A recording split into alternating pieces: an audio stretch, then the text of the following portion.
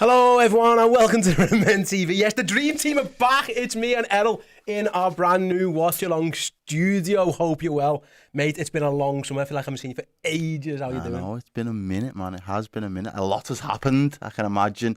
Obviously, we've got some, not necessarily new faces on the pitch, but we've definitely got new faces, behind, well, not behind the scenes, but backroom staff, manager, all that good stuff. Been over in America. We've had the Euros, we've had the Olympics, we've had the World in One City. We've had a lot going on, so it is good to be back finally. Absolutely, I've been in about 17 different places. I've been all around the world. It's been a summer. Whore on tour. Absolutely, buddy, absolutely. But I'm glad to be back. I wouldn't be anywhere else. I say, I hope let us know your thoughts on the new setup, guys. We're kind of looking at this one, trying to try a few things out. I mean, that by the way, that isn't a green screen. I'm gonna go back here. That's real. That's just beautiful. See, that is real. Beautiful. That is a real background. That's all legit, no fake stuff here. We don't need no green screen, no CGI nonsense here at the Redmen TV. We've got you covered. This is what we're going to be looking at for the new watch-alongs this season. Got the new graphic right above my head there. It's all going off. Yes, thank you very much, everyone, for joining us. Mick says the new studio is looking fresh. Thanks very much, Mick. Alex says, I love the studio. It's also my birthday. Can we have a signing today? I think it's, you never know. They might just announce him at some point. You never know where we're at with that one. Craig says it's looking boss, and John says I love the flags. Yeah, it's a really cool background. Graphic designer Jimmy knocked that out the park. So basically, what happened was picture the cop. Jimmy threw loads more banners on it with all this magic Photoshop stuff going on, and it looks absolutely fantastic. That's what he's conjured up. It looks sick, doesn't it? So this is what we're going to be. Hopefully, Arne Slot's first very successful season in charge of Liverpool Football Club. It starts today at Anfield. His first ever game at Anfield, obviously not competitive. There's actually two of them. So just let you know what's happening on Redmen today. We've got the watch along for the Sevilla game, which kicks off in about 10 minutes or so's time at a full Anfield. And then later on, there's a behind closed doors game against Las Palmas, also at Anfield. We'll also have a watch along for that. I'll be tagging out, but Errol will be remaining host for that one along with Jamie. Keep an eye on the channel as well, because Chloe and Dan are at the stadium, so they'll be getting loads and loads of content from down there as well. Got loads and loads of questions and stuff coming in. Before we do it, just a quick shout out to our sponsor. So all year we are going to be sponsored. You can see his logo there, it's Dr. Cynic. So yeah, this season we are proudly presented by Dr. Emre Cynic. He is based in Istanbul. I mean, a city that we love. Liverpool love Istanbul. Conquered. Literally, Paris down to Turkey and all that good stuff. We love that city. Dr. Cynic has 15 years experience and excellence when it comes to providing effective, safe and long-lasting solutions in all treatment. Some LFC players of the past have used Dr. Cynic's clinic as well. Ryan Babel being one. Yeah, Luis Garcia, Digital Cisse, among others as well. So yeah, whether it be pain-free hair transplants, you've got the latest dental services as well to help you get that premium smile. So yeah, thank you very much to Dr. Cynic for supporting us for the entire season. If you want more information or to check out some of the latest offers, visit Dr. Cynic's website by clicking the link in the description below. The QR code will pop up over there at certain points throughout the show as well. And yeah, like I say, do get yourselves involved if that is your business. And by the way, keep an eye out, because later on in this year, it's only a few months away actually, one of the Redmen team will be visiting Dr. Cynic for a little bit of hair treatment. We've been doing a quiz or a poll on... I wasn't in the poll. I'm a little bit offended. You don't need it, man. You're fine. You actually don't need it. You're doing well. I'll go for the teeth. The teeth. I don't feel like I don't feel like I'd want a full set of turkey teeth, but just like the odd one or two. Yeah, man. Absolutely. If you want to get some premium dental services, then absolutely could be on. But someone is getting the hair done. We ran a poll. Let us know in the comment section who you think is going to Turkey for the hair transplant. I'll be honest. It might be me, it might not be me. I would say if it was me, there's no guarantee it is or isn't, that might be closing stable door after horses bolted, kind of. But listen, it's happened before. Shaqiri was nearly bored and he turns up to anyone rocking. What would be your do then? If yours? Yeah. I love the exact same. Love that, yeah. Like if it all came back tomorrow, it'd just be straight in with the braids and the cornrows. Like Paddy Pimblett had on his latest UFC fight when he had to row them out. Yeah, maybe. Okay, yeah, I could see that. I reckon Claire would love that. I reckon she would. So yeah, let us know who you think's going down to Turkey in a couple of months' time. But again, thank you very much to Dr. Sinnock if you want to get involved. There's a link in the description, and like I say, keep an eye out on the show because the QR code will pop up at various points throughout. Sylvie says, sorry if this has been asked, but is this a pre-season game? I mean, yeah, maybe I should have mentioned that. This definitely is. We're playing Seville. Yeah. There's nothing riding on this one.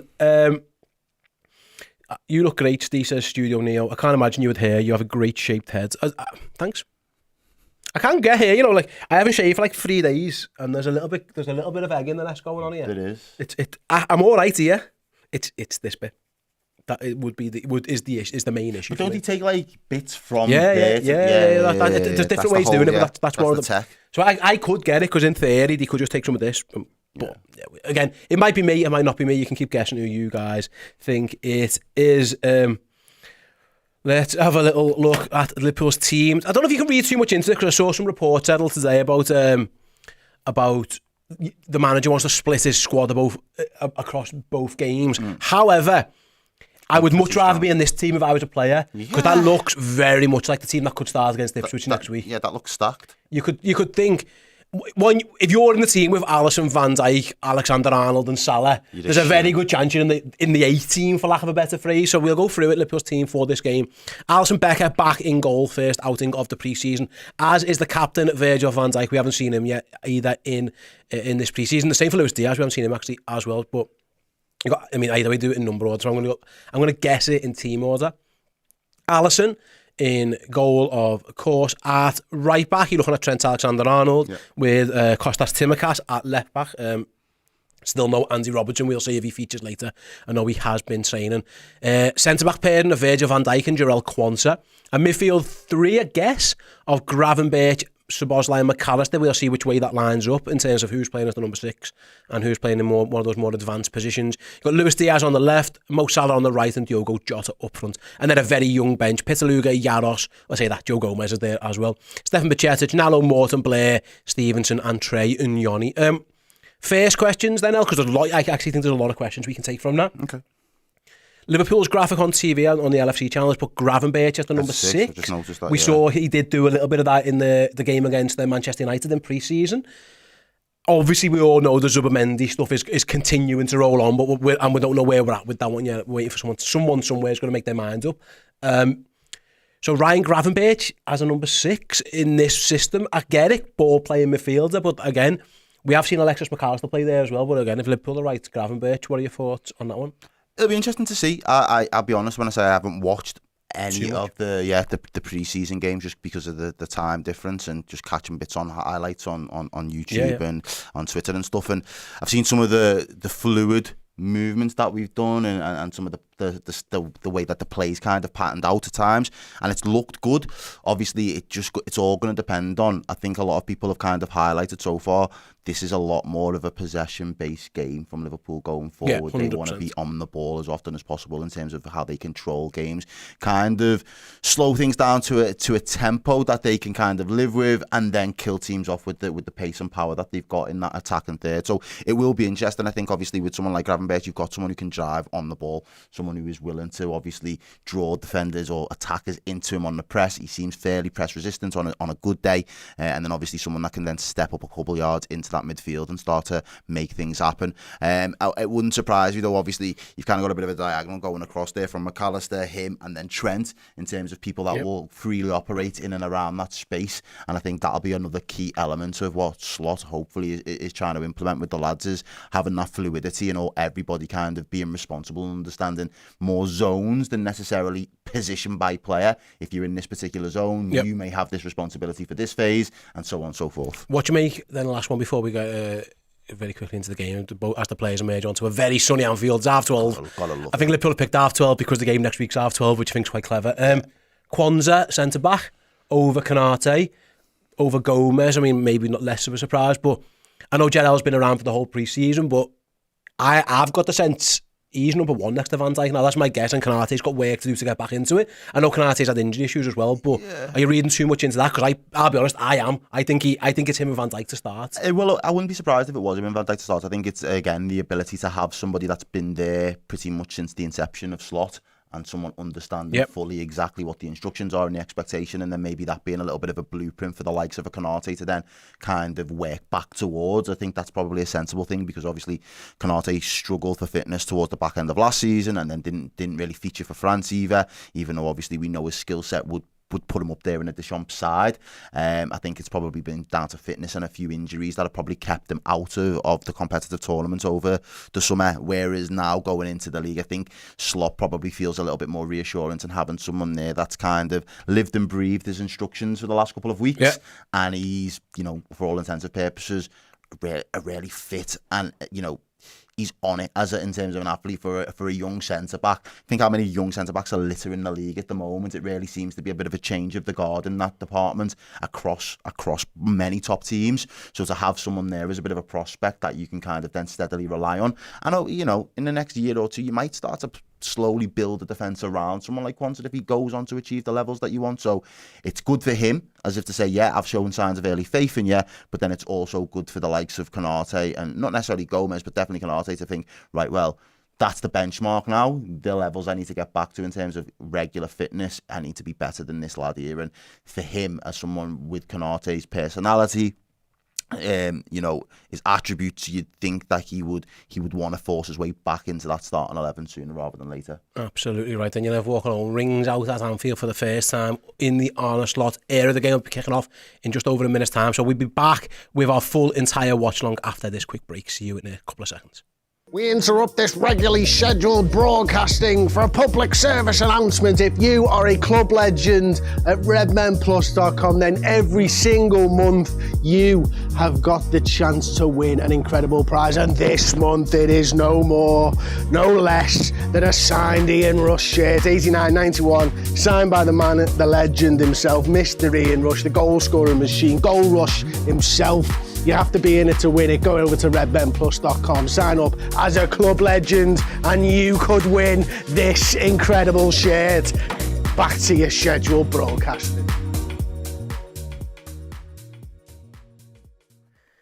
There you go, welcome back. Yeah, redmenplus.com is the place to go. Sign up as a legend, get all your content for the year, and we will, one of you will win that fantastic prize, as Anfield is about to fall silent, because what's happened in our city or in our region over the last couple of weeks. I mean, I was watching this from America, and it was truly appalling what happened in Southport. So yeah, a couple of moments silence at Anfield for those free. I mean, it's just absolutely heartbreaking news. As Anfield falls silent for a few moments, we'll do the same thing.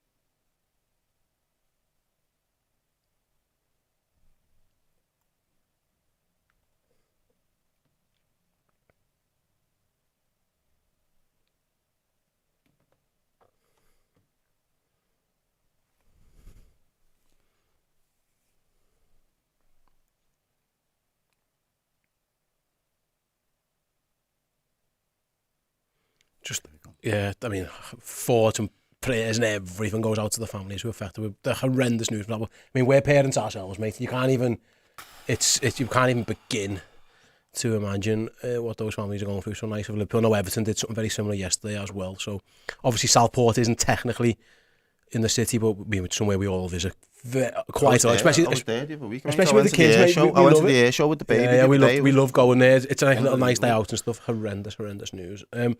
Right then, we are moments away from the first kick-off of the season. I'll say that, it is still the pre-season, but you get what I'm saying. First watch-along of the season. There we go, we are underway. I think I'm right in saying, Joe, you having issues there? So Joe, producer Joe, I mean, listen, new setup, new rules and all that kind of stuff for him.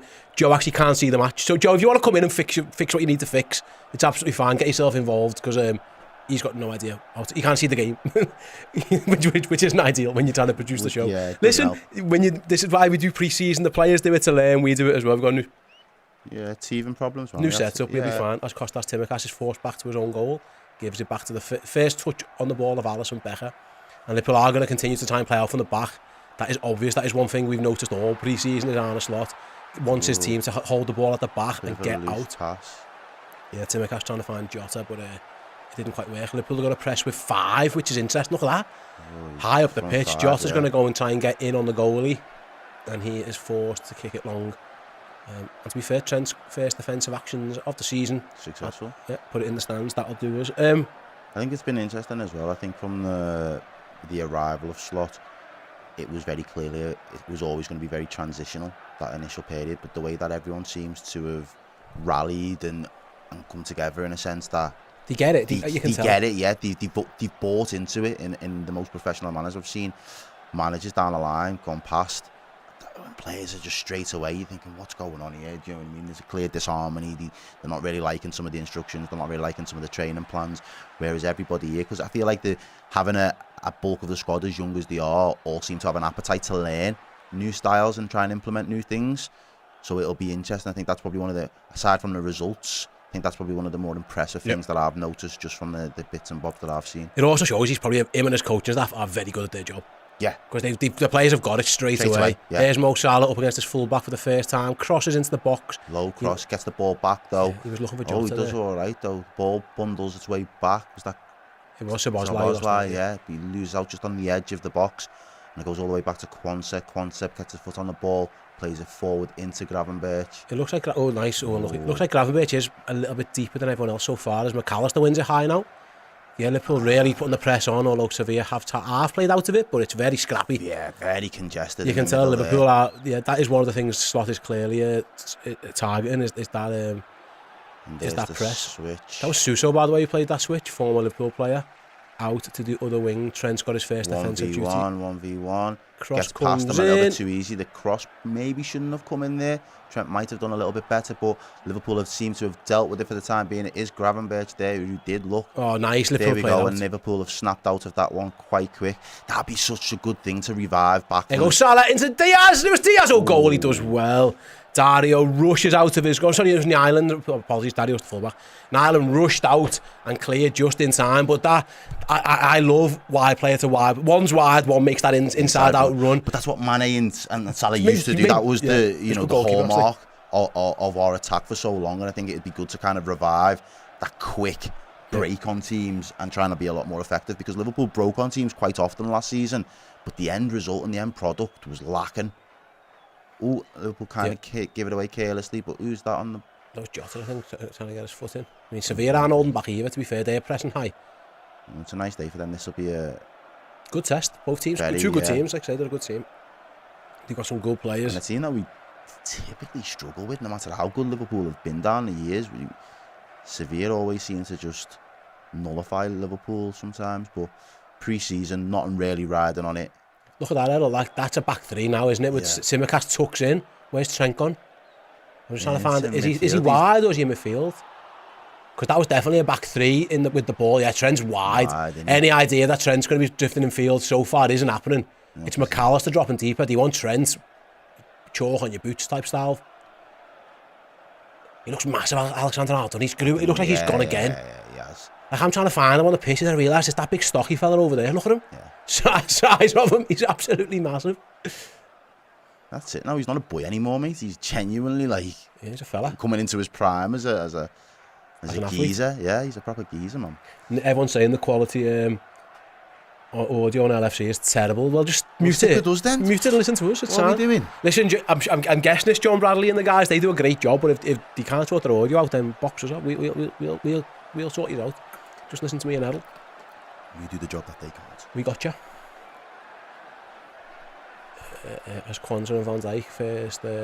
Now, again, I'm assuming you've seen the new home kit in the flesh on the players. I'm not a fan. Okay. Yeah, no. I like the away kit a lot. I like the away kit too. My lad's got both, and yeah, I'm not a big fan of it, to be honest. I don't like the collar. It's the collar. Yeah. It's just not for me. But listen, if Liverpool win trophies in it, I'll fucking love it. Yeah, absolutely change my mind. But no, I'll be honest, it's not my favourite of the recent year ones. As Liverpool go long again, good ball. Can Salah keep that in? He usually can. He does. But He's gonna win it. Is he trying to win a corner now? oh, the defender did. Well, he didn't do well actually. He's given it back to Salah. Cross comes in straight to the goalie. Just called too close to the goalkeeper there. So Salah and Jota were on different wavelengths there. Jota kind of held back and Salah went near post. Simicast's got some work to do, but it's Van Dijk that's come out there to Against kind of Suso. cover him against Suso. Suso's Nice. Who was that? That was Al McAllister, yeah. Oh, be careful. Nice. Well done by Lewis Diaz drops deep to help out as well. Ang plays out. And again, it's a good Salah's the ball. out ball every time. That's clearly the option is to play Mo Salah in. Get him run at his defender. Here he goes again. Inside to Jota.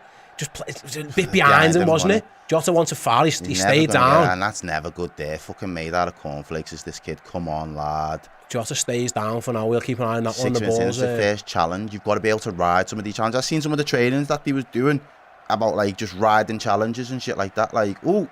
Yeah, they were doing like gladiator style where they were whacking each other and that. Is Jota up? We don't know. Well, I'm guessing so because Liverpool are carrying on. Yeah. We've had a couple of super chats and members chats, guys, so I'll get through those now. It's been a very action-packed 6 minutes, so I haven't really been able to. Hawks says, good to see you again, fellas. Ready for an exciting new season. I have no idea what's ahead. Congratulations on the new studio. Thanks very much, Hawks. Hope you're all well. I know it's like ridiculously early over on West Coast America, so shout out to you for being awake at what is about 4:30 in the morning. Sunil says, is the next game also at Anfield? Yes, behind closed doors. We will have a watch along and we'll have people in the stadium. Fans are allowed, but they've kind of let some media in, and Chloe and Dan will be there for that one as well, which is cool. Lee Murphy says, boys, what's the latest on the Zabi chat? Zubi means to me. And who else do you reckon we need? Latest is this. I think they're still waiting to make his mind up. I think another defender if Van den Beek definitely leaves, which I think he will. And probably another forward, actually, because they let Carvalho go and it looks like Doak might be on his way. I wouldn't be shocked if they get another forward. Do you think they're going to let Preseason go? Yeah, I don't know. Maybe on loan. Yeah. That was a bit of a surprise. I could see that though. Yeah, that was probably the biggest surprise. I could see that just because he's footy. Yeah, he needs football consistently after the season of pretty much doing nothing other than recovery. Yeah. And Endo is almost first team ready in a sense. He's ready enough to be in and around the squad, even if he's going to be a deputy. He can be called upon in some of those other games where you want to rest. You're out and out. If the manager likes Gravenberch in that role, for example. Liverpool have won the ball back with Timmercast. That's a very good steal, but the pass isn't the best. Jota does ride that challenge, however. Costas did really well at first and then really poorly with his ball into Jota. It wasn't even a difficult ball either. No, it wasn't. And then Suso goes down under Gives pressure. away from McAllister. Rich with the super chat says, love the new studio, lads. Great to see you back. Thanks very much, Rich. It's great to be back as well. And yet we spent a bit of money and a bit of time on the new setup. Who do we think's getting the hair transplant is the latest? Paul. I'm winning. Okay. Which is, yeah, it might be. I can see, yeah. It might be. Dan and Chris. And Errol, you're on the vote. 8%. Yes, 8%. No one thinks you neither. I would agree with them. Your hair's fire. We have some good hair days over here. Matthew says, the game being shown. Alisson comes out and does the whole sweeper gig. Oh, hello. And it's not my fault to Diaz. Well. Is he onside? He's onside. No, he wasn't. It's fucking hell. I mean, it would have been a miracle. Yeah, it would have been a miracle if he was, because that was just a clearance and a half. That Diaz with a fancy new hairdo as well needs to put some output in. Who was it? Was there a manager in the Euros? Was it the Germany guy who came in for one game and he got dumped out, and the manager was like, look, there are haircuts, and then there are haircuts that you've got to win games. Like, he basically just put it on his toes, like, you're only getting away with that haircut if you're winning. Yeah. And then he lost. Lewis Diaz was bleach blonde hair coming back from the Copa America as Sevilla go long over the top. Van Dijk tells Alisson to get back as Iheanacho closes it down, but Van Dijk just giving it straight. Liverpool, again, the possession-based stuff has really worked, because 10 minutes in Sevilla haven't really put any patterns of play together. No. It has They've had a couple of breaks that Liverpool have snuffed out. That's been about it. But that's been about it. Liverpool have just been completely dominant on the ball. And maybe I like it. Listen, it's a bit of control of games. I loved the Klopp era and it was so exciting, but there were times when you used to think we're getting dragged down to a game that we don't need to be in. Yeah. We just keep the ball, lads. These aren't as good as us, and maybe that's Liverpool's plan under Arne Slot. It definitely was in pre-season. Mate, I was there at one of the training sessions. I was lucky enough to attend, and every time someone gave the ball away, he was fuming. He was saying all kinds, like, stop giving the ball away, possession's the king. Okay. That is risky business. Liverpool, they're still gonna. They've still got it though, and they're still committed. Yeah, they're gonna carry on doing it. Still committed to They trust each other, don't they? Yeah. For that, even a quick throw to the centre back with 3 men on him. is interesting. I think that's a poor throw. Yeah, I don't think that was the wisest move, to be fair. I think it was Sabozlai through that, and the centre half Quanta wasn't happy with him at all. Yeah, go back to what he was saying. Every time you lose possession, you lose a chance to score a goal. That's what Slot. He just kept saying it time and time again to his players. So he's drilling that into them now, and again, is that more in like of Guardiola's style of football or Klopp's style of football? It's more. I think it's more Guardiola. Klopp, I don't think Klopp was arsed losing the ball. No, he wasn't. Just go win it that back. was an opportunity to win it back then, wasn't it? The other team aren't set. Yeah. So let's go and nick the ball back off them. And Liverpool do look at this. Liverpool will press high because there's Luis Diaz chasing his fullback down, and they go short to the goalie. Diaz chased the goalie down, but it was short. He must be offside. He's well offside. Sevilla again though. Just as soon as they've almost got the ball, Liverpool have putting so much pressure on them. Yeah. They can't play out. They can't build up. The ball seems to go backwards, and then the keeper just has to hoof it long. And again, Liverpool end up coming away with the ball again. So. It's working. But you just need to create a few more chances with it, because that's the thing with possession-based footy. It can be hard to play through teams if you give them time to set. Yeah, that's the difference. You've just got to keep it moving. You've got to do it at such a tempo. And things like that interchanges. So Jota's come to the left and Diaz has gone up front. Things like that will help as Liverpool attack. Kieran says, Steve, did you get a chance to see what Slot is like on the touchline? I did. He was constantly on the touchline. Like, he wasn't sat down. He was less Jürgen, but he was a bit more pointy, tell you what. Does that make sense? Where you're meant to be, yeah.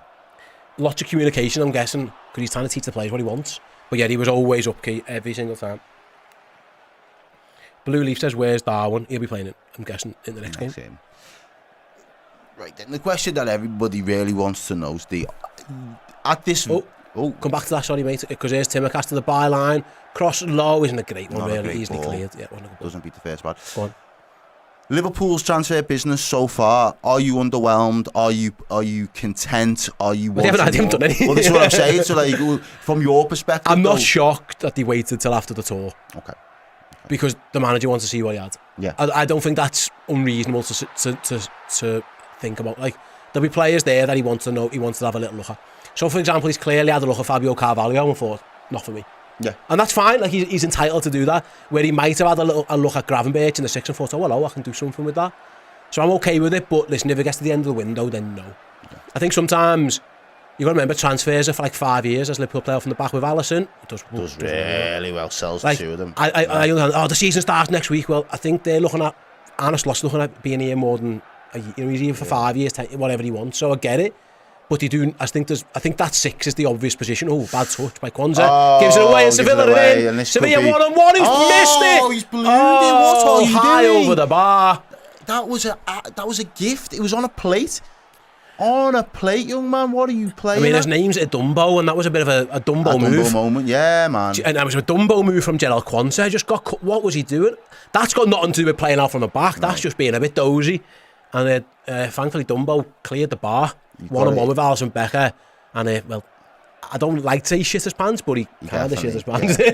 He's definitely left a skid mark. Yeah, those white shorts might be showing something. He bottled that. It was a massive opportunity for Seville. The type that you just don't. It was Gerald Kwanzaa's first touch. Absolutely shocking. A Dumbo goes. Oh my god! It's one of the worst misses I've ever seen. Yeah, on 1v1 it is. It wasn't even close to the goal. But Kwanzaa's first touch was poor there, and Liverpool got lucky. And they've almost done the same thing, but they come away with it. I think you've got to kind of get those growing pains out of your system. I'd rather get them out of your system now than in that first game. That could happen. It doesn't matter who the manager is. Yeah. If someone takes a bad first touch, you mean that's curtains. It should be curtains at this level of football. That's footy 101. You just can't do that. And here comes Suso.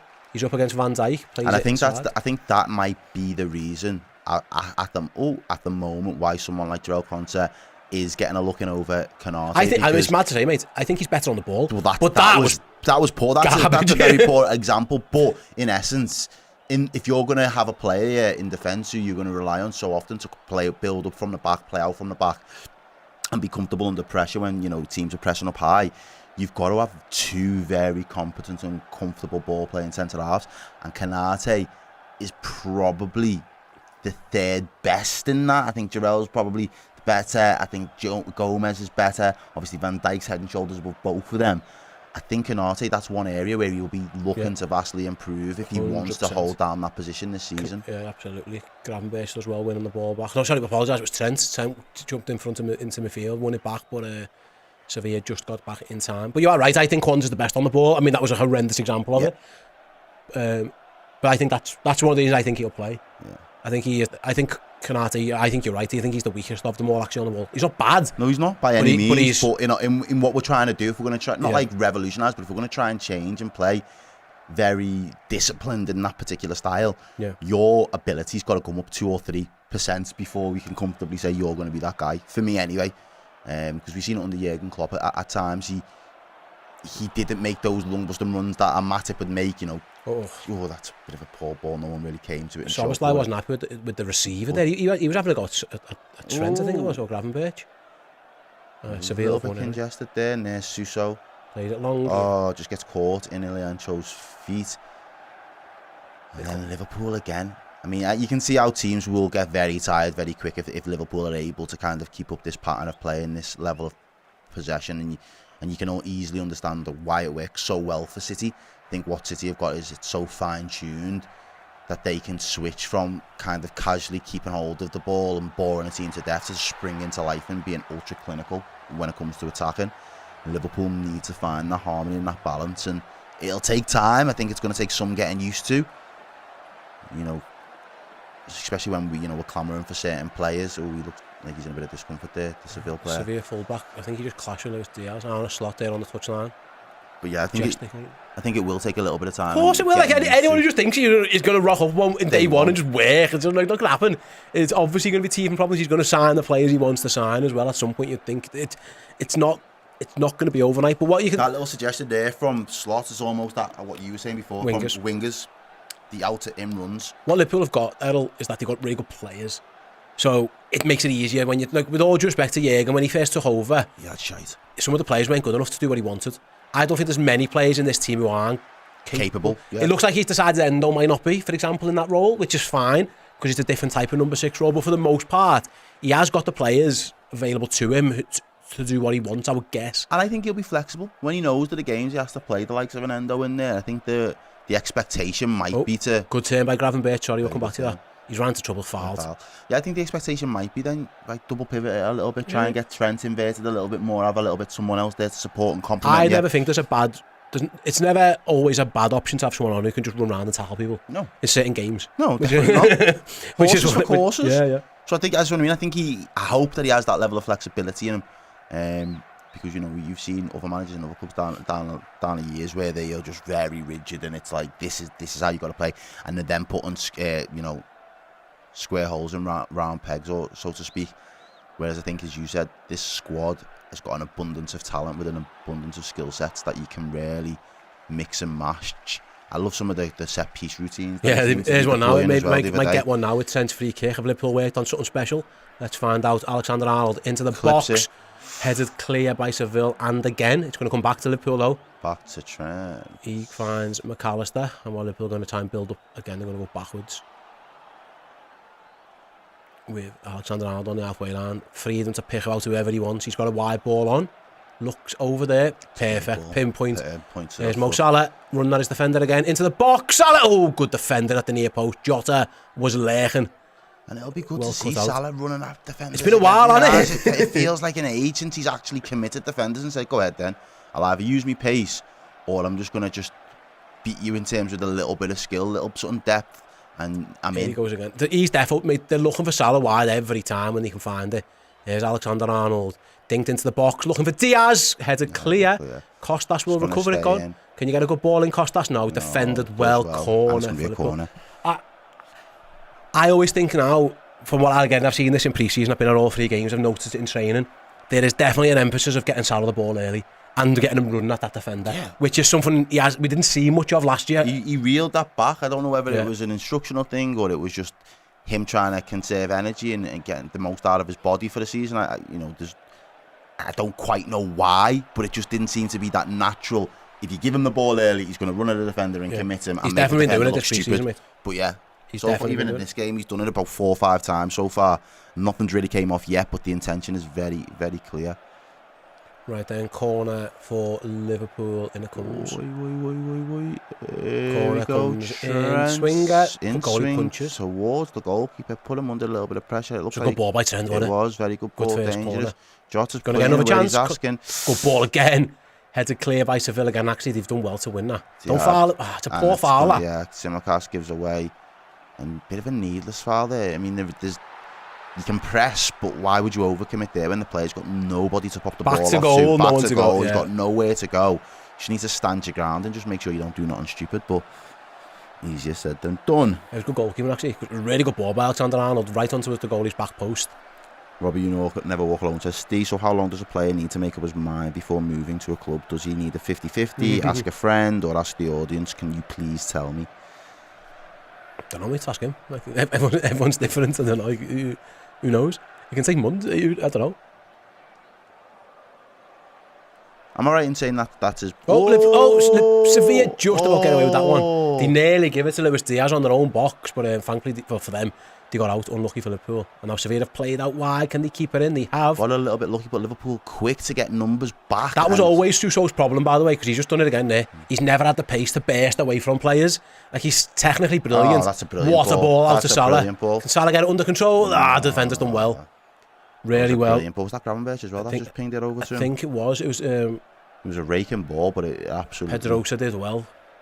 That was always Suso's problem, mate. I always thought he was really good technically, but once he beat his man, he just could never get away from them. You always thought you had a chance to just get back at him. What position is Trent playing, says Chayana? Right He's back, definitely maybe. playing right back. There he is, on the touchline, playing right back. Sabozlai central. Bad touch. Again, though. Some of Liverpool's first touch has been poor. The guy he's going to sign Lob Allison from inside his own half, all the best. And looks stupid. Yeah. So. Allison laughs at him, basically. Ambitious, to say the least. He obviously cut me. He went for the Bruno Fernandes special. Pre-season. But he was about 20 yards further back than Bruno was at the time. But yeah, aside from that one sloppy mistake there by Gerald Kwanzaa. Sevilla, they haven't created anything. They had one major... They should be 1-0 up, but it was all because Gerald Kwanzaa's first touch was like rubber. Gifted. Other than that, it was... it's been all Liverpool in terms of the ball. But again, probably haven't tested their goalkeeper enough is what I'd say. And that was the other thing that I was going to pick up on as well. Like, possession's great, but those fast starts, because if you are going to be susceptible to the odd human error here and there, other teams might punish you. And then we're back to doing what happened with Klopp last year, where you go behind the goal, and then, here's Trent Alexander-Arnold now. Cross comes in, defended. Do you know what? Sevilla have defended pretty well, but no. Salah nearly nipped in there. Liverpool trying to press high in the Sevilla box, and in the end, they've just launched it forward. Liverpool would hope to win that header, which Kwanzaa does. Can he win the second ball with Gravenberch? He can. Does well. He's done really well. And he's found Diaz. Diaz have a shot. Off. Diaz shoots. Oh, unlucky. Good effort. And that all come from Ryan Gravenberch's persistence in midfield. But yeah, to go back to it, you're right. That's the first proper shot they've had. And it's speculative to say the least. Again, it's early days and it's gonna take some time. But that's my concern. If it's so much build up and so much, and then we get punished, if we're going to stick to that, there has to be a bit of a switch. There has to be a trigger point at which point you turn around and say, right, we're going to be a lot more direct now. Ooh. It's all well and good, all the build up and the patterns. Can you do? Yeah, I'm sure there will be a plan. Direct, and can you pin a team into their own half and make it sustainable wave after wave? And there might be triggers. There might be certain instructions for those type of scenarios, because if it's like this and you can bore teams to death and you can go 60 minutes and then just pick them off because they're tired, score 2 goals back to back, great. But we know how the Prem is. You know how unpredictable it is. Yeah. You know how unlucky sometimes Liverpool just seem to naturally be. I thought they were unlucky against Arsenal with a dodgy goal that went in against them. Yeah. Sevilla again on the attack. Goes out wide. Not a great ball. Diaz is asked to defend up against Suso. Tsimikas comes to help. He nearly didn't even get that to the fucking byline. He was that slow. Yeah, he's just always lacked pace. He was a good player. It was always the pace. Paceless. He's a paceless merchant. As Sevilla switched to the other side, I'm guessing they're going to try and cross this. No. 1-2 played. Gravenberch. I think he's been our best player. I think he's had a magnificent 25 minutes, Ryan Gravenberch. As Salah flicks it over the top to Jota, Salah gets it back. Here they go again. Yeah. Do you make anything of Jota centre forward first game? Do you think he'll start Ipswich there? I think he probably might over start. Nunez? Yeah, maybe. I know he's been back longer. That gives him an advantage, but I still think he's first choice. I might be wrong. I feel like with Jota, it's almost when he's fit, play him until he's not. Until he's not really, yeah. I feel like we yeah. kind of got to that point with him, and that's not to say that you are the first choice. It's just that is your choice. If you're fit, we've kind of got to utilise you, because if we start with somebody else and we just keep bringing you in, we'll bring you in as a sub, and then 3 games in and you're injured for fucking 5 weeks. Do you know what I mean? He might just need to be that type of forward where you have to just play him until his body breaks. Absolutely, yeah, I understand that. DM Metcalf says, where's Harvey Elliott? He's been our best player in pre-season. Like I say, all these lads will play in the next game, so don't panic too much for now. We've got a big squad. Gravenberch again, edge of the box. Does well, it does, yeah. He was looking for the ball. He was looking for Salah. Go back out. And there's Diaz. Now, this is an area where I want to see improvement from you, typically for the season. He's won it back. He's helped out. That'll do. Liverpool, Make a little bit of movement back to him. Can Liverpool keep this ball moving on the edge of better now, though. The pace seems to have picked up. Tempo Salah, even. Salah cuts inside. He's going to shoot. Salah shoots. Oh, just wide. Liverpool worked that exactly how they wanted it, from side to side. They free Mo Salah to cut in on his left foot. I mean, from that first angle, that didn't look far away. We'll have to see a replay to see how close it was, but it looked like a yard past the post. Again, this angle might not give us the best idea, but it wasn't far away. He looks a bit disappointed in himself. Yeah, I think he thinks he could have done better. You're right. He looks a bit down with himself there. He was captain in pre-season for most of it, Mo Salah. Was he, yeah, every Fair game. Play. Yeah, well, he was the senior player, wasn't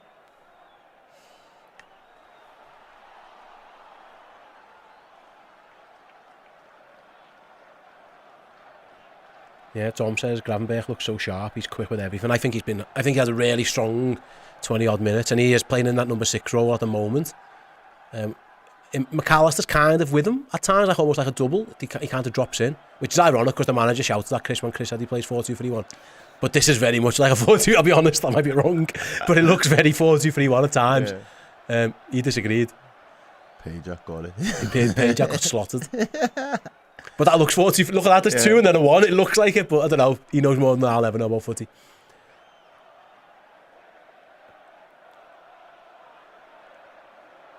Sevilla took them 27 minutes, but they're starting to pull a few passes together. Liverpool can't press like that for the whole game. No. It's unlikely. And he's offside, and Liverpool will then get the ball back again. It's mad, I think, with the Gravenberch. I think when he plays in that position, I almost liken him too, and don't get carried away with this. It's almost Yaya Toure-esque in terms of that stature should be able and to carry the the ball. ability on the ball to just carry and glide past players. So obviously you're going to need a bigger sample size to really be able to see if it can compare. But that'd be who I'd be trying to model my game off if I was him, because there's not many DMs that have kind of got that range in their ability, to be fair.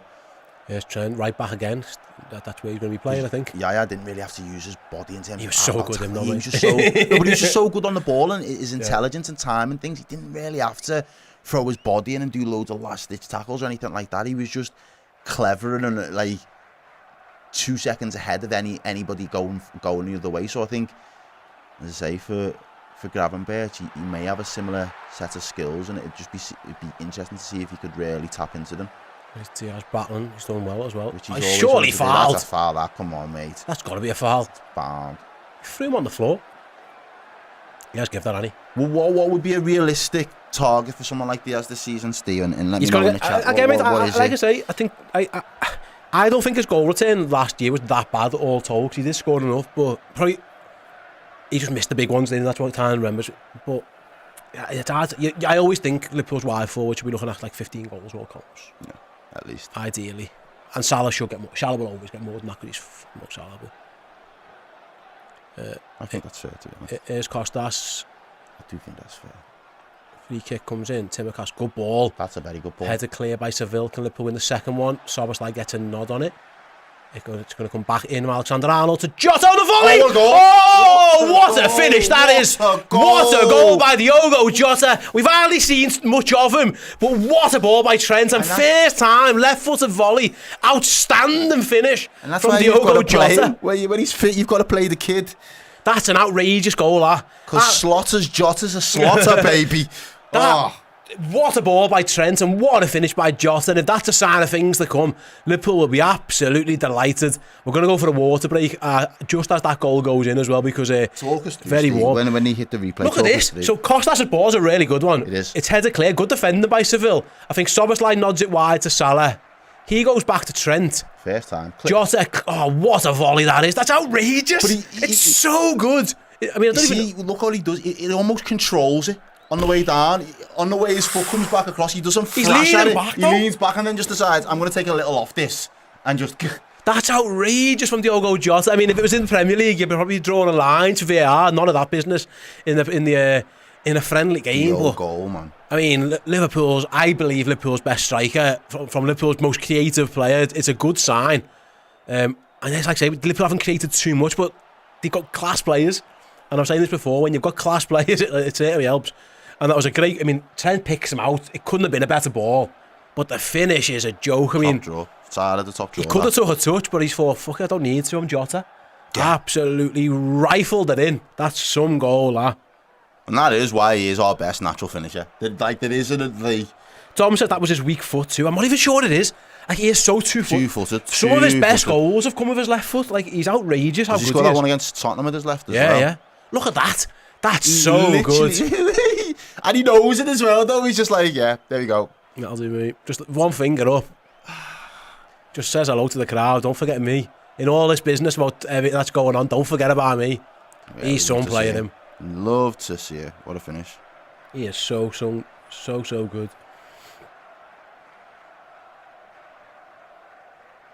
Jota starts against Ipswich, says Neo. Wouldn't bet against it, pal. Wouldn't bet against it at all. And Lucy echoes all our thoughts. I just hope Jota stays fit this season. Yeah, I mean, can't disagree with that one, Liverpool. I say water break because it's, again, I know it's only lunchtime. It's hot today, isn't it? It's wham. That's good. That's what they've all come to see, really. You want to see goals, especially when you're playing such a strong team like that. I know they haven't played, a lot of time or minutes with each other over the last couple of weeks, but to see as full strength as we could possibly be, really, in terms of an 11, really go for it. It's great to see them on the ball. It's great to see all the possession, but you want to see what they can create. You want to see if there's any new ideas. You want to see if, the usual suspects have still got it in the locker. That was good. Yeah, Trent to Jota. I think we could get used to seeing a lot more of that this season. That was class. Let's be honest. That was absolutely brilliant.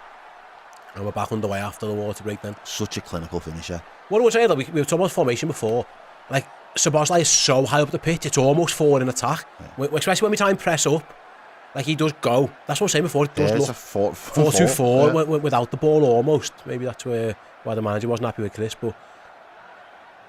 Liverpool put it back again with McAllister. Come on. I think he gave a foul again. I think McAllister won the ball, but I think he gave a foul against Timmercast on Suso. And Sevilla play wide left. Good ball, not the best touch. And it'll be interesting to see what Liverpool do from this point now as well, because are we going to be gung-ho and right, let's just score goals for fun? Or is there going to be more of an air of control once we start to take the lead against teams? Yeah, to keep the ball, see it out. I think they'll always pick them off as well. I think that'll be a big one when teams feel like they've got to come out and commit. Will Liverpool start to sense, oi?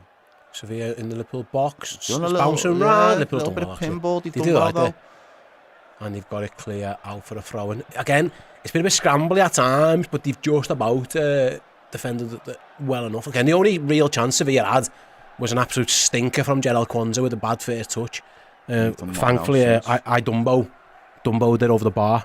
It flew like Dumbo. It was like into the cop. Here they come again, down the left. Liverpool got bodies back. I was about to say, we seem to have fellas everywhere. Everywhere, don't we? Wherever the ball is, there's like red shirts everywhere. The press is excellent. I mean, that's hard graft though. So you are right. If you can get yourself 2 goals in front and don't have to run around as much. Oh, Diaz has done well. He's done really well. Get up. That wasn't a foul. That was never a foul. He come away with the ball on his feet. That's poor refereeing, that. Collado went down. Arne Slot's not happy with that one. Do you think that's going to be his rig out as well? Do you think, like, manager-wise, do you think he's going to be a tracky guy or just like semi-cash? Well, he's wearing like loafers there, I think. He looks like a smart casual kind of guy. He doesn't look like a full tracky merch. He looks like a Scouse dad going to a christening. Yeah. He's giving them vibes, isn't he? It's Sunday afternoon, so you're not getting dolled up, but it's a christening, so you can't go in your scruffs. In your scruffs, yeah. So you're not going to be wearing your on clouds or whatever the is. Oh, there goes Sevilla again. Trent just goes, shut up, lad. Defender well. Trent's had a good start, actually. Yeah, looks solid. And I think you're right in what you say there as well. So Szoboszlai, give it away, though. I don't think he, with the ball, Szoboszlai's been great, actually. He's been pretty poor.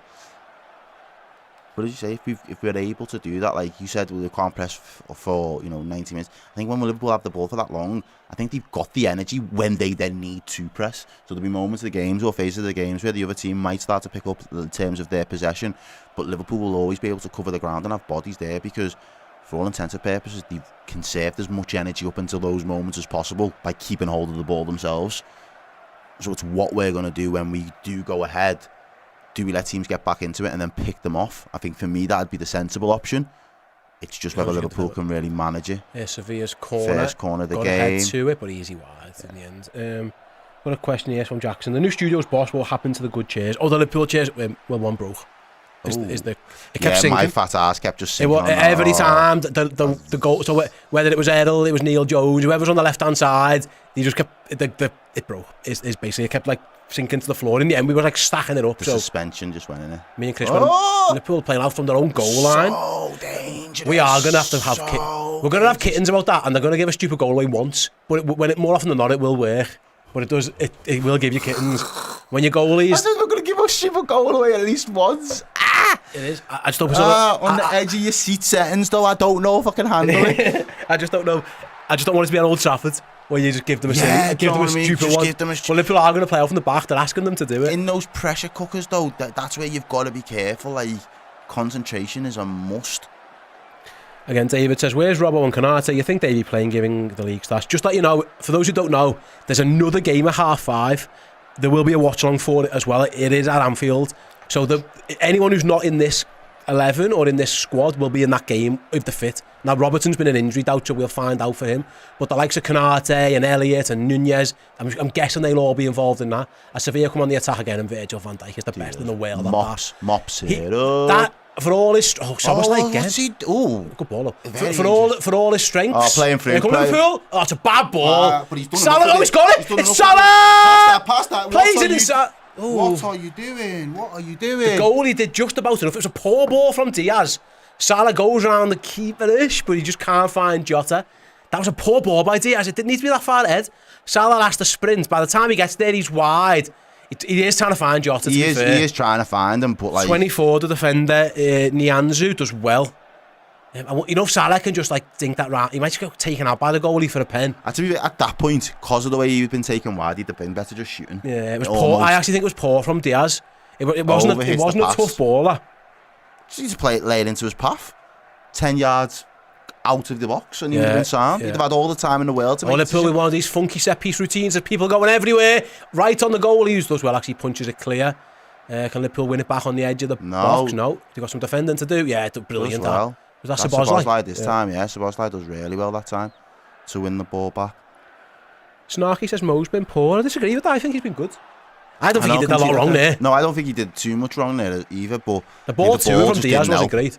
He did. I think that was the other thing. Was he saying making sure when you're pass it into the runs of the players as opposed to... It was about 10 yards too far. It just took Salah far too wide. Yeah. You're right, he wanted to score. Yeah. And then at that point he had no option, he couldn't score, so it made the defender's job easier as well. Yeah, massively. He just thought, I'll just stay in front of Jota. If he got 10 yards out of the box, Jota could have made a cheating run towards a near post that drifted back and just confused the defender. Well, or the defender has to go to the line to try and clear the ball. There would have been so much more options available then, but... it wasn't great by Diaz. Liverpool won it back again. Here's Diaz. Jota finds him. Go on. 1v1 with the he is 1-by-1. Diaz inside, shoots, goal! That's a great finish. I can get excited about that. Go on, kid. And Luis Diaz makes up for a sloppy pass earlier on with a great ball.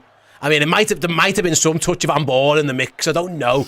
It was a bit of a pinball between Jota and the defender, but when he found Luis Diaz, he did exactly what Errol wanted him to do earlier. Cut inside, rifles it past the goalie, top ins, and he celebrated like he meant it. Was it handball from someone? What did they hit? Yeah. No, it Jota's chest. It was absolutely fine. Diaz on his left foot, cuts inside onto his right, and bang. No messing about. I mean, you've got that in your locker more often than not. Just do that. Who scores? It was Luis Diaz. Diaz. And that top corner's been found twice. Twice. I mean, that man's shirt is tight in the crowd. Oi. Look at that. That's a very tight shirt on that bald man. But Liverpool are 2-0 up, and to be fair, they look good value for that 2-0, if I'm being completely honest. Well, Maybe. 2 goals that Sevilla will be a bit disappointed with. They got caught out on a set piece. They got caught out there. They just give the ball away. But they give Liverpool were in. But Liverpool had a couple of breaks now where you'd have expected at least one of them to go in, and if that's the one, fine. And then obviously the one that come off the the second phase of the set piece, again, is an excellent shot that no keeper's going to stop and save. Yeah, that was unsavable. The goalie actually had a good game, I think. Yeah, he's done quite well, but he had no chance there. Liverpool have found that top in twice, and they've given it away again. Trent's took it off them. Alexander-Arnold into the box early, looking for Jota. It was a good ball. It was good defending again by the centre-back. Really good defending. Actually, I think it was the full-back. And into the hands of the keeper. That was good by Trent, though. Nipped in, won the ball. Good ball in as well. It was just defended well. The press is relentless. That's the one thing I can say. Can that last? I don't know, but it's relentless.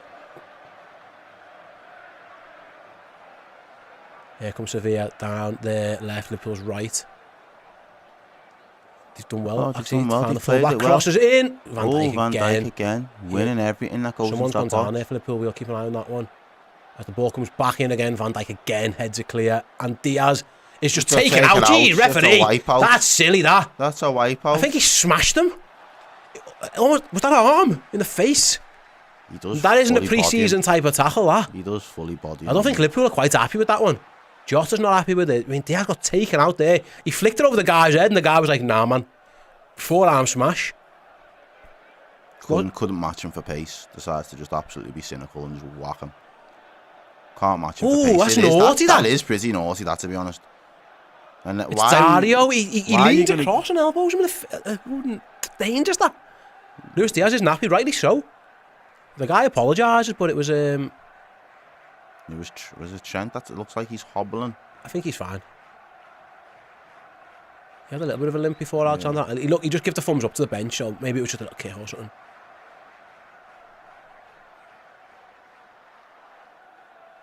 There we go. There's Diaz, set 3 again.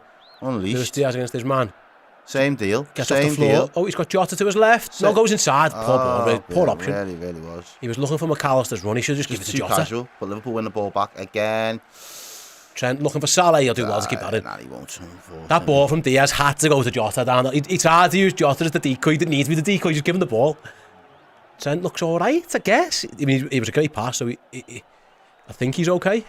He had a little bit of a hitch in his step earlier. Right, we've got a couple more chat that we haven't been able to get to.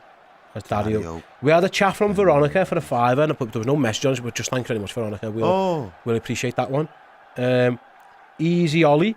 Darwin will be crucial for this team. Our shot output and chance creation will go crazy with him. I mean, he's got to get in it first. But you're right, listen, everyone's going to have their part to play in the season. You know, there's so many games, there's so many injuries, suspensions and competitions. Everyone's going to be given a chance under this manager. It's a clean. He said himself, it's a clean slate. It's what you want. Is why as much as I was on Diaz's case last season, I didn't want him to be immediately sold. I wanted to see what 6 months to a season's worth of slot ball would look like for a player. Mikey says here, our team is weaker than last season. I mean, it's the exact same team. With the years' experience under the belt of a lot of the younger players that were breaking through last season as well. Because Matt and Thiago left, but he never played. So it's the same. I don't think it's weaker. It's the same team. If anything, I'd say it's probably the idea that we know Conor Bradley can play now, and we know Kwanzaa can play. Matip was there for what, 3 months before he got injured, and Thiago played 6 minutes. So it's the same. This time it was a poor touch from Jota. Let's give Sevilla the ball. Liverpool are going to win it back with Gravenberch. Look at that 3. And you don't always chase for the ball, but yeah, he give a foul away. But I think it was Jota a little bit eager to win it back.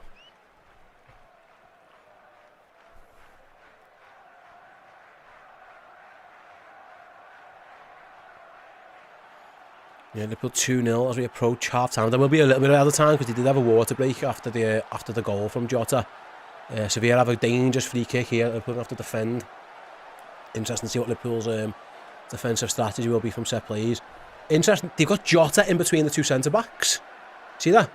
So the two centre-backs are forward and back post, and then Jota's right in the middle of them. Maybe just trying to just clear any mess up. We'll keep an eye on it. And he's good aerially as well, Jota. Cross from Suso's going to be the outswinger. And it's poor, really. Really it wasn't a great header from Luis Diaz. But on the volley, it was an even worse attempt. Sevilla haven't exactly been clinical in front of goals. Colado's shot nearly hits me in front of cross studio rather than going in Ali's goal. It was a poor header from Diaz, though. You can be punished for that. He nodded that straight to the man on the edge of the box. Like that's. You teed him up. Yeah, he did. He had all the time in the world. And Liverpool, go back to the goalie. They're going to play. It's going to be nervy. And then they go long, which I don't mind. Salah's the outball every time. He's so strong. He's won it. Really well. Liverpool. It's Szoboszlai. Szoboszlai into the box. Szoboszlai passes to Diaz, and Liverpool scored a third. And that as easy as you like. And that all comes because Liverpool like to play from the back. That's what that was. Plays it to the goalie. He goes long to Salah. He drops it off. See you later. And it's up from Salah's quality, though. Stronger than Oxmo. Salah leans back. That's brilliant goal from Liverpool. Just teased it off. Szoboszlai's on his bike, running through, cleared on goal. And that's what Salah wanted to do. That's where he wanted the ball. Who played the? I didn't quite see who played the pass to Szoboszlai. We'll have a little gander now. Let's see. I didn't see it on that one. Even see that either. Szoboszlai that's where skips he away. wanted that space to run into to just make that same pass. So good. I think it was a no-look finish as well. Who plays the ball? I see Salah into. Is that Jota? I can't see. I think it was. I think it might have been Jota. It looks like Jota. Yeah. I mean, it's brilliant. It's an absolute brilliant goal. And that's 2 Liverpool goals on the break there today, ladies and gents. And I genuinely think that will be such a weapon in our toolbox this season. If we can be clinical like that off the break, just make smart decisions, 2-3 passes and be in. Teams can't live with you. What he did, you do that against teams in the Prem, and it's curtains, mate. I'm telling you. What he did, he drew Sevilla in. The goalie had it on his goal line. He drew Sevilla in, and then he just passed it up the pitch and just think it over. Salah, strong as an ox, just lays it off and put it in. It was pretty easy goal, really. I mean, everyone did well. I get it. Szoboszlai should be getting mad numbers like that as well. If he's going to make that little late run as well, that third runner. Yeah, it was great. The man. It was great. It really was great. That's exactly why you play off from the back. Yeah. You don't always have to pass it. If they press 7 men forward, sound, just throw it to Mo Salah. Yeah. Worst case is he loses it. Oh well. Best case is that. Yeah. And to the point that you made there, we'll be having kittens because at some point we'll continue. How many goals will we score? Yeah, it will go wrong. It'll absolutely go wrong at some point. But we should have a tally for all the times it goes right as well. City give the trade-off. Doing it. I mean, Ederson's done stinkers sometimes. Here comes Sevilla now on the attack. Shot from distance, wide. Ooh. Not too far wide though, but that's desperation. That yeah, he shot from miles away there, didn't he? They haven't really, and that's half time. They haven't really created much in the way of opportunities in front of goal. They're 3-0 down, and he just thinks, you know what? It's nearly half time. Snatch at it, and that's you want teams mentally beat before they beat on the pitch. And I think Liverpool have done really well in this first half, Steve. Absolutely. What are some of your takeaways? Absolutely. Yeah, just to clarify then, as we do go to the half-time break, it's Liverpool 3, Sevilla 0. Goals from Diogo Jota and a brace from Luis Diaz. Sevilla could have had a goal themselves after a bad miss by Idumbo, I think his name is, after a poor touch from Jel Kwanzaa. But for the most part, it's been really encouraging. What's evident, Errol? I always think, can you look at a team and figure out what they're trying to do? It's obvious what Liverpool are trying to do. They're trying to play it. They're trying to suck Sevilla in and then get it to Mo Salah. It's not rocket science. but equally though, and again, I'm not saying this to try and discredit Slot. You don't have to be a genius to work out where Liverpool's strengths are on the pitch and the quality. So all you've got to do is enhance that and play into it a little bit. And I think that's probably the smartest and safest bet. I remember when Ten Hag first came in, it was to Man U, and it was like, oh, it's going to be that total football. He's going to bring that brand, and he clearly didn't have the players. And for a little bit, he tried it, and then decided, actually, because I haven't got the players that can commit to it and see it out to the level I need, I'm going to have to revert a little bit. And he stripped back so much that he's completely lost any real identity of what his footballing philosophy is. Whereas Slot's clearly got a philosophy, but he's also got a very capable squad. So it's more a case of, let me just tune in what this squad are already doing, fine-tune that a little bit, start to play to more of the strengths from those individuals to bring the best out of them. And over time, I can start to drip-feed my philosophy in when they are ready, when they are competent, when they have got games under their belts playing within this particular system. And I think that's the smart way around doing it, because as you said there, you could have a team, we've seen Chelsea do it for years, and we've seen Man U struggle with it over, where you've got a team and the manager just takes so long to try and implement anything, whereas some teams, like the way Brighton have hit the ground running when they went and got the Zerbi straight away. You've seen it with Unai Emery and Aston Villa. Just, right, Ollie Watkins, instead of trying to battle with your defenders, just make those diagonal runs, get in behind, be more... Little tweaks like that have made such a big difference, and I think we may see the same this season if we're able to consistently get the best out of those players and actually use them to their strengths. And as I say, 45 minutes there in front of an Anfield crowd, I don't think anybody will be looking and thinking, as you've said, we haven't got a style of player, we don't know what we're doing. Everybody seems to understand the instructions very clearly. I think as well, it's where, again, I go back to it. Like, usually when a manager takes over a team, it's because the last one's, more often than not, there's two reasons. He's been sacked or he's got a better job. Yeah. Which means he's probably had a with all respect, he's probably had a mid-level club and he's gone up. Like the Zerbi, for example, like in theory, Potter left Brighton to go to Chelsea and it should have been, it didn't work, but you get my point. Yeah. Slot's taken over a team that came third, won a cup and was very much in a couple of... He's taken over an amazing team. Well-oiled machine. He's taken over a well-oiled machine. And well, just great players. Yeah. Like Liverpool got world-class players all over the pitch. So... if you're a coach and you've got a philosophy, it's so much... world-class players are just more coach. It's obvious. They'll just get it. So when you look at Alisson, Van Dijk, Alexander-Arnold, McAllister, Salah, and then you add... I think they're Liverpool's world-class players. There might be more who I've just, off the top of my head, I've missed off there, but then you look at the likes of... the rest of them are excellent players as well. Like, obviously, it should be easier to coach them, but you've got to get it. And what I say, mate, he's been here, 5-6 weeks? Some of these guys have been with him for a week. And it's clear as day. They know what they're doing. Yeah, and like everyone... For example, Trent... he knows his job. He isn't coming inside today. He stayed wide. We've seen with Salah, he knows touchline. We've seen with the goalkeeper in the centre half, we're playing out. Everyone there seems to know the job. Saboz's like pressing and running. I would say fair play to the manager and his team, because that there looks like a team that has been playing together for 10 years. And I mean, and I understand the players know each other, but in this system, that didn't look alien to anyone. There wasn't many teething problems there. No, and again, when you look at the individual necessarily player profiles, when we got Alisson from Roma, he was all about that life. He would happily have the ball at his feet, dilly-dally on it, and like maybe we coaxed that out of him to an extent and tried to rein it in under Klopp at times because the style was different and the instructions were different. Same with Salah. Not last season, but 2 seasons before that, that was very much Mo Salah. It was, you get the ball out on the touchline, you drive, you commit your defender, you run at your fullback, you try and get it either a shot off a goal or you try and cross and provide an assist. Diaz, when he first came, drop your shoulder and just whack it, see what happens. Do you know what it'd be like? All of these little things that over time and being around, maybe same instructions and not necessarily, I wouldn't say stale, but things stagnate over time when you're in a particular setup. All of a sudden now it's just gone stripped back to, you've got this innately in you. We're going to use it more regularly and more frequently from the back. Alisson, be comfortable on the ball again. It might look to us like danger, stranger danger, but he's very comfortable and he's very committed to doing it. Even if it does make a mistake every now and again, he knows that more often than not there'll be opportunities to create a goal like he has just done there for us.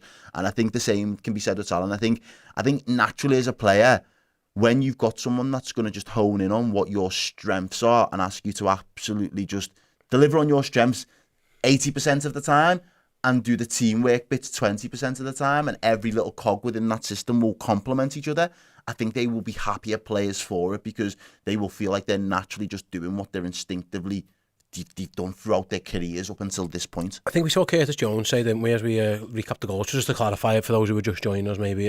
Liverpool lead 3-0 thanks to a goal from Jota, a wonderful volley that we've just seen the replay of, and then 2 goals from Luis Diaz. Liverpool scored 3 really good goals. Curtis Jones did say, and he clarified this in an interview with Paul, I don't know if you saw that. Yeah, he just said, like, I'm not slagging the last guy off. It's just different. Yeah. And we're going, as midfielders, our job in the last one was we run about, paraphrasing by the way, we run about, we work hard for the team, and we give the ball to Salah and Trent. Or this one is going to be played through us. And it's mad because a lot of these goals have come from central, like, and then out wide, the Trent is a little bit more inverted for his cross. The second goal comes, like I say, with Liverpool are in and then they're out. And then the third one is a little dink back. Now it's not the midfielder, I think it's Jota. But the same applies. It's through the middle of the pitch. Liverpool, it's clear it's going to be different, but different can be good. Different can be good. And it's not to criticise Jürgen, because Jürgen, listen, there's a reason we're in this studio and there's a reason me and you are sat here. this is the house that Jurgen built. Jurgen's Liverpool team made this all possible, because without them, we wouldn't be sat here, I can tell you now, because none of you would have wanted to sift through 9 years of shite. So this is the house that Jurgen built. But now Arne Slot's just moving the furniture around a little bit, and that's great. Like, for him, it makes his job a hell of a lot easier when he can do that with good players. But he is also going to be... He couldn't just come in and go, right, let's do the same, because he wouldn't be being true to himself. So I like the fact that some of the similarities are there, but also there's big differences. But I think you made a great point about Trent there as well. There was the opportunity to lend itself to Trent to become inverted, and it was the second phase of that set piece. Like, if they're the little moments where he says, get yourself into those positions where you're now more familiar with, pick up on them at those points in time. You don't have to do it in open play, because in open play we're going to have so much of the ball anyway. We need to make the space is going to be there. Exactly. We need to make the space in the pitch as big as possible. So let's just do it when everything's a little bit more compact, and in the second phase of a set piece or something like that, you can just pop up there now, because we don't need Jota on the fullback. Just pop up there and you're all good to go. Yeah, absolutely. But, Can I ask what your thoughts have been on Ryan Gravenberch in that number 6 role? I've enjoyed it. To be honest with you. I think you mentioned it before. We spoke briefly on it. I think he's gelled really well, and I think obviously the compliment of having McAllister there, who's kind of offered a little bit of something sometimes next to him as well, has worked really well. But I just think he's got it. His first thought is to play a forward pass as well. He's good on the ball. He seems to be fairly press resistant in that position as well. He seems quite a strong and dangly enough individual where it's quite hard to just kind of nick in and get the ball before him. He's always going to be first to the ball. He seems comfortable on it as well. He seems to have a good read of it.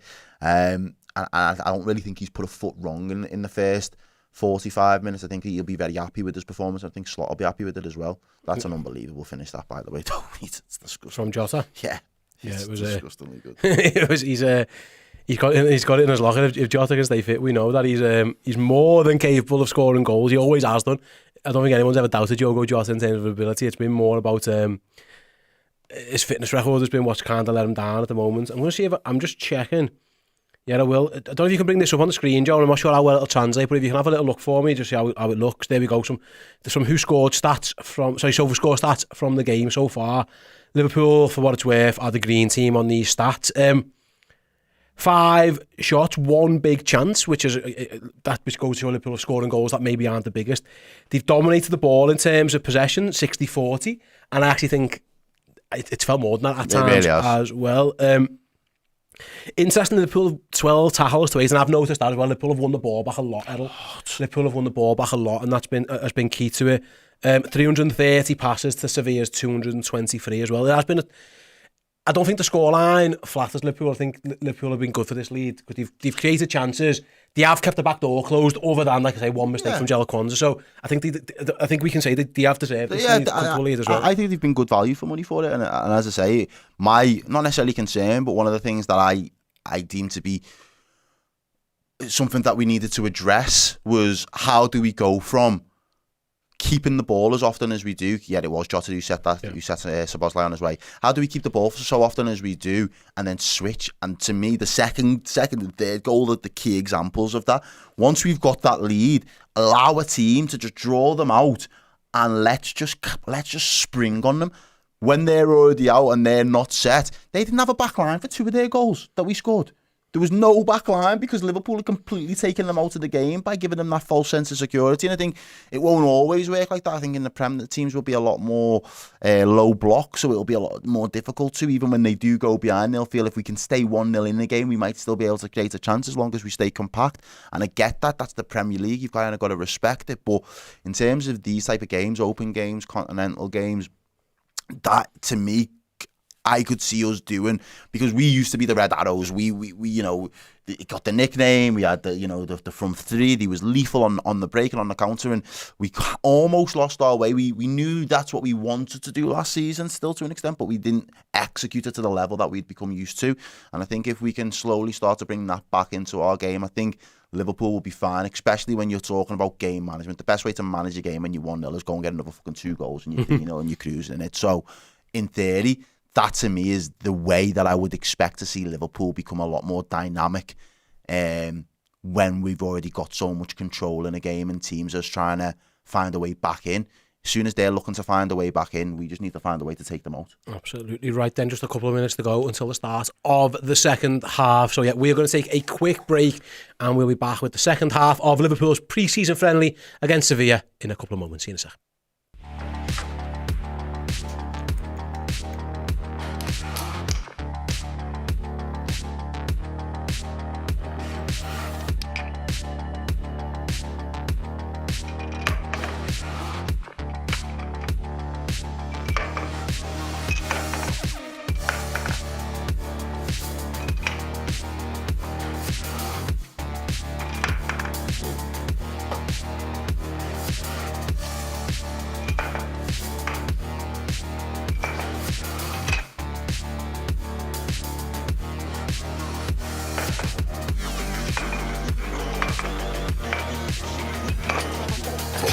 If I'd have just done that.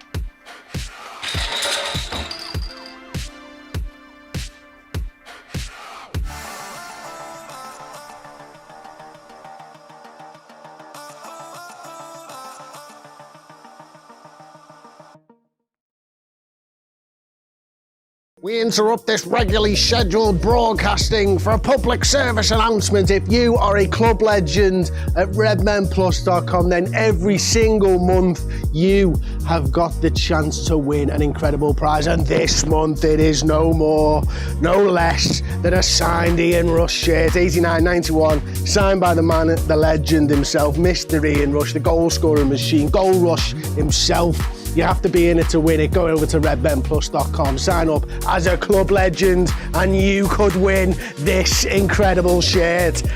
Back to your scheduled broadcasting.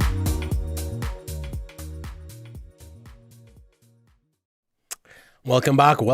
Yes, we are about to get underway at Anfield. The second half of Liverpool versus Sevilla in this first of two pre-season friendly games today. This one's got a crowd. The next one's going to be like pandemic football where there's no crowd. Either way, we've got you covered on Redmen. The watch along, obviously, we'll continue with this one. And then later on, that game kicks off at 5:30 UK time. So it'll be about 5:15 UK time. You'll have Errol and Jamie in the studio to go through that one with you. It'll be a mixed Liverpool team. The guys not featuring this one. So you can expect to see the likes of Kevin Kelleher, Ibu Konate, Darwin Nunez, Harvey Elliott, Curtis Jones, and there's still loads of players knocking around the Liverpool side you can expect to see a little bit later on. Again, Cody Gakpo, for example. It's going to be a very strong Liverpool team, which kind of shows. Again, I'll go back to it, the squad's pretty good. It needs some fine-tuning, don't get me wrong, and transfers, I'm sure we'll see how that goes over the next few weeks, but I mean, the fact that Liverpool can put out that team later on, as well as this one. Conor Bradley will play it right back, you'd imagine. Maybe Robbo, depending on where he's at fitness-wise. So, yeah, there's a strong Liverpool squad will feature in that game. So do join Errol and Jamie for that one at 5:15 PM this afternoon, UK time. Work out what that is, wherever you're from. I was over on East Coast America, and I just got my head around the 5-hour time difference. And now I'm back, which explains the bags under the eyes, because I have not... Yeah, it's been a week nearly. And it's still playing catch up. I'm still a bit tired, yeah. I put that down as A, the time difference, B, yeah, it was, we had a good time in America. Sevilla, I don't know if they're making change. Are they subs, or are they just new? Definitely new faces, then. Oh God, I've got no idea who these people are now. I've been using my list off their tweet of the numbers, so now I'm going to be in trouble. Number 20. Yeah, they haven't put numbers on their subs bench on their graphics. Sal. Oh, there you go, that's easy. Nice and easy. Number 20 is Sal. So yeah, Sal comes on for them as well. I'll tell you, Sal was already playing, wasn't he? Who else can I see there? I've got no idea. Sevilla are making changes. They're doing a little huddle as well. Ultimately, I mean, who cares? Who cares? They're making 8 changes according to Baloo. Sevilla going about it in a different way to Liverpool. Fair enough. Sevilla, when does their season start? A good host would know this answer. And I am a good host. So I do know the answer. I'm just leaving you in suspense. I'm definitely not Googling it as we speak. They kick off on Friday the 16th against, funny enough, Las Palmas, who are over here to play Liverpool. Las Palmas, did they play a Tenerife? Are they a Tenerife team? Las Palmas? Yeah. I don't think. Well, I genuinely feel like they're a team from Tenerife. I don't know why I feel like that. Yeah, Liverpool underway, start second half. This time it's Liverpool kicking into the Cop end. I knew there was a Canary Island team. I knew it. You were close. I was close. Just got the wrong island. Thereabouts. Thank you for that, producer Joe. Union Deportivo Las Palmas. They stayed up last year. I think they just by the skin of the teeth. Yeah. Go again. I've been to their stadium actually. Now I think about it in Gran Canaria. Anyway, let's get back on. Liverpool got a corner to defend early on in the second half. Matty Lewis says, "Is there a Redmen FPL league?" There is, yeah. Keep an eye on the socials. Dan will have that out in the next few days. But yeah, there is FPL league. Pound. If you play it, then yeah.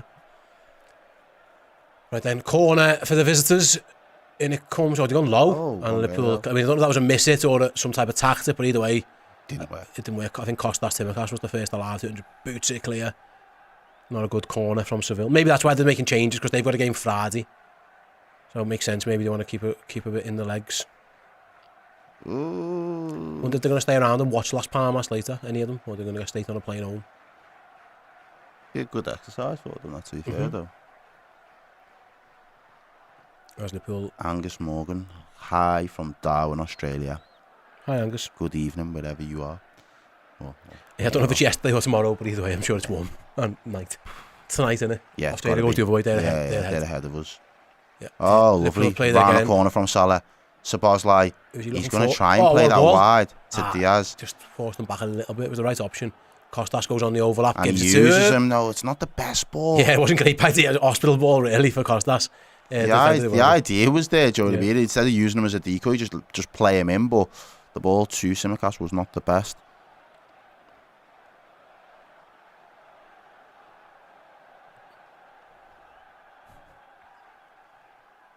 Oh, Liverpool football. Oh, unlucky. It was nice football there. Good build up there. And that was Gravenberch. It was Conte, yeah, sorry. On the edge of the box almost. That's Gravenberch juggling the ball on his chest like a seal. Well, the seal's more on the head, I suppose. They don't really chest it, do they? To be fair. Impressive if he could, though. Yeah, very. Yeah. I've seen some of them Sea Island shows where they balance the ball on that. The sound, man. Seals are up there with like some of the soundest animals. Do you think? I think they're a little bit like vicious though. Yeah, they can be. They can be, and also like killer whales when they go for seals. Like they get. I love watching that shit. Those orcas, mate, they're ruthless when they go for them seals. Anyway, Liverpool won the ball back. We'll come back to seal chat later. What you're all here for? Salah throw in to just on that. They are my favourite animals, orcas, and I have probably one of the few people in the world to have sat on an orca. Yeah, really, yeah. Really. Yeah. Sat on a killer whale and just chilled for a minute. Yeah. Where? It was SeaWorld when I was a kid. Oh, that's frowned upon though. Yeah, it is. Back in the day, this was like the 90s, so you could even when we got that flight, I was even invited into the cockpit. Yeah. Of the plane. So this is before pre 9/11. Like you could do anything on an airline. Now that killer whale might eat you. Yeah, they're a little bit more hostile now. Well, also, have you seen the documentary? People don't like SeaWorld no more. Yeah. But again, I mean, fair play, sat on an orca, that's cool. Ever since Free Willy, they have been up there with my favourite animals. Oh, unbelievable. But I also think it's because they're cute and vicious. They're an apex. I just love the idea that they're an apex. You don't fuck with a killer whale. Like, nobody preys on a killer whale. They are the predator. Unbelievable. Yeah, and they do it with such grace as well. They're beautiful. And they take no shit. Like, they will separate the mum from the baby and eat the baby. They're not arsed. Yeah. Like, I'm having seal in my belly. I don't give a fuck. Have you seen when the seal's on like the iceberg as well, and they create like waves to just like knock it off? Oh no! Yeah, so ruthless. Clever. Yeah, ruthless. Yeah. And in the wild, they're like the only sea animal in the wild that hasn't actively went and tried to kill a human. No, like they haven't got like any bodies on their name when it comes to humans. Only in the wild. But only in captivity. It's only when you send them crazy do they then decide to go for a human. If you leave them be, they will respect us as apex predators on the land. And we respect them as the apex predator in the water, and it's brilliant. Appreciate it. I'm a big fan. Kevin Diaz sat on an elephant. Yeah, but it wasn't a killer whale, Kevin. What's the biggest animal you've sat on? Let us know in the comment section below. Chat. Let us know in the chat. I'm trying to think. I've sat on a camel. They're quite big. They scare me though, camels. Camels and horses kind of scare me. I feel like the size is so deceptive. They're huge. Yeah, if it wanted to, it could have just launched me. Yeah. Yeah. They are massive. Killer whales. When is the David Attenborough interview coming? I've sat on a dolphin as well. I've swam with dolphins. I've done that. That's pretty cool. Yeah, but that's not really sad. That's kind of hold on. Yeah. And you do the little Superman thing where they like find your feet and just propel. Trevor says an elephant. That was so big. I mean, elephant might be the that if someone's on the land, it is. Yeah. What's bigger than you're going to struggle there, aren't you? Unless you've been on some giraffe or something. Liverpool have won the ball back anyway. Into the box they come. Goes down. Corner. Oy. Goal kicks. Interesting decision that. McAllister couldn't believe that one with the ref. He's like, Ian Chater says, I've had an albino python wrapped around me. Now that would freak me the fuck out. I'm not going to lie. Yeah, I don't do snakes. I don't do snakes. It's the one thing that'll clear me out of a room faster than a fart. A snake, man. Not having that. Not having it. Yeah, it's interesting. I reckon I'd be okay. I've got a thing with birds at the minute, like, I don't like things that can swoop at me. Yeah, really? I'm alright, but I can't say I'm like wasps and that. Yeah, I'm terrible with anything wasps. that's got like aerial advantage at me, I'm not happy with, because it can get me out, you know what I mean? Yeah. I feel like... My ex-missus was a big girl, does that count? Says Nick, that's mean. Yeah, that's mean. Don't call your ex an animal. As Liverpool have won it back with Diaz into the box. And he tried to pass it. He was like almost a no-look, teeing up somebody, and he absolutely got it all wrong. And that, to me, again, there's where your output, that's an easy one. Yeah, Make those easy ones pay off. Oh, what a ball that is. Turns to Sabozlai. Back to him. It's Gravenberch. He would have been... Gravenberch! Goes down. And now he looks injured. He looks in a lot. He got whacked there. Is that not a foul? He got smashed in the box with Ryan Gravenberch. I think it was Ryan Gravenberch. Was it? Yeah.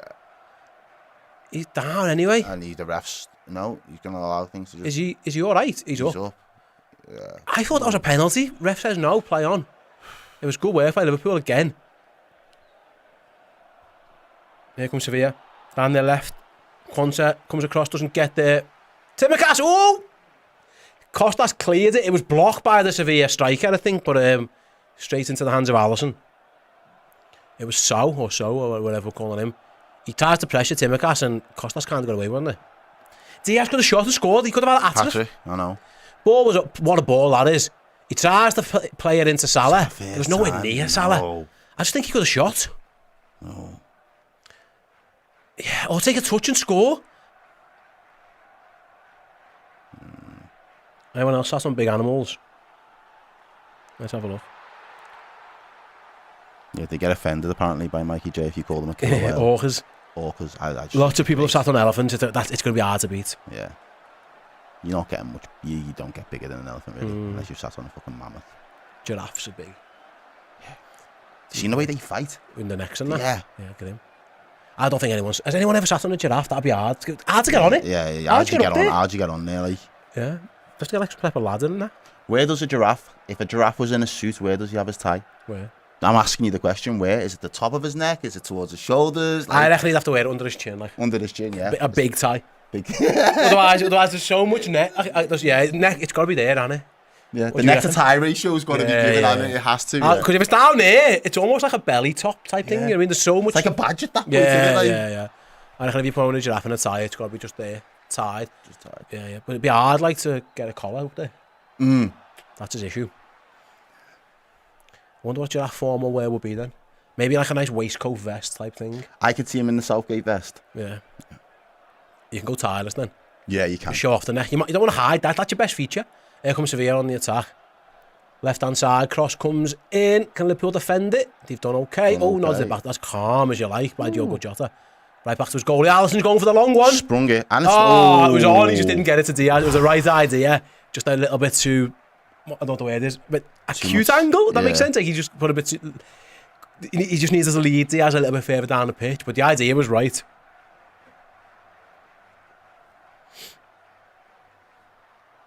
Giraffe and a turtleneck, says John. Yeah. That's a big old turtle. Where does the turtleneck start? Is it like the whole neck? Here comes Sevilla on the attack. Anyway, we'll come back to that. As Suso shoots straight at Ali. Would the turtleneck start at the shoulders? That's a big That's a big turtleneck, that innit? It's like a friggin', wow. It's a giraffe neck. Yeah, it is. All of a sudden it is. Yeah. Interesting chart. It is. Yeah, I know you've missed us. Who's that?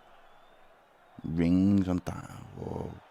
Have you ever been so drunk you started throwing rings on a rhino's horse and asking a zookeeper for the prize? I can't say I have, to be honest. No, I've never been drunk. That sounds like a wild safari. I don't think I've ever been drunk in a zoo. As Liverpool on the attack again, can Jota get there? No, he can't. Can Diaz get there? Oh, it does well. It's Simicast, sorry. Oh, it was Simicast. He's going to foul away. A foul.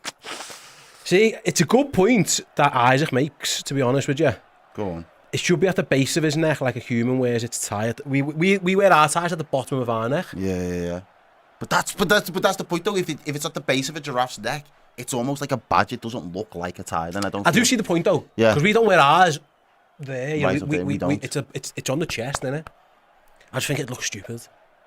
If anything, you're advising him not to wear a tie. Like if there's a fella with a massive neck, you're probably saying don't wear a tie. Don't wear a tie. Go collarless, open. You got to play to your strengths. Yeah, accentuate that bad boy. Yeah, whatever your best feature is, show it off. If your neck's your best feature, then don't hide it. I mean, also you're struggling if your neck's your best feature, by the way. But anyway, Sevilla have got the ball on the halfway line.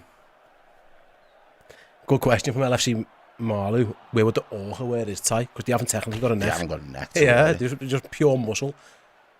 I don't think they wear one. They mean the black and white anyway. They're informal wear. Yeah, anyway. they are literally in a tuxedo. Yeah, they're sound. They're like fucking penguins, man. Yeah. They don't dress for every occasion. They don't need to mess about. If anything, they're in trouble when they have to go to something casual. See, even G-Man says it, an orca has a tuxedo, no tie needed. No, but imagine you're an orca going to a christening and you turn up in a tuxedo. And everyone's in like cash, and you're like, But he's at Apex, he kind of gets. It's like being the mafia boss, isn't it? It's like being the Godfather. Who's going to say it? Who's going to say it into you if you turn up looking the fucking bee's knees? It just doesn't happen. I just think there'll be times when you don't want to be that posh. You can't dress that down, can you? No, you can't. You are dressed. Yeah, no one thinks that. No one thinks that when you talk about orcas. All the time.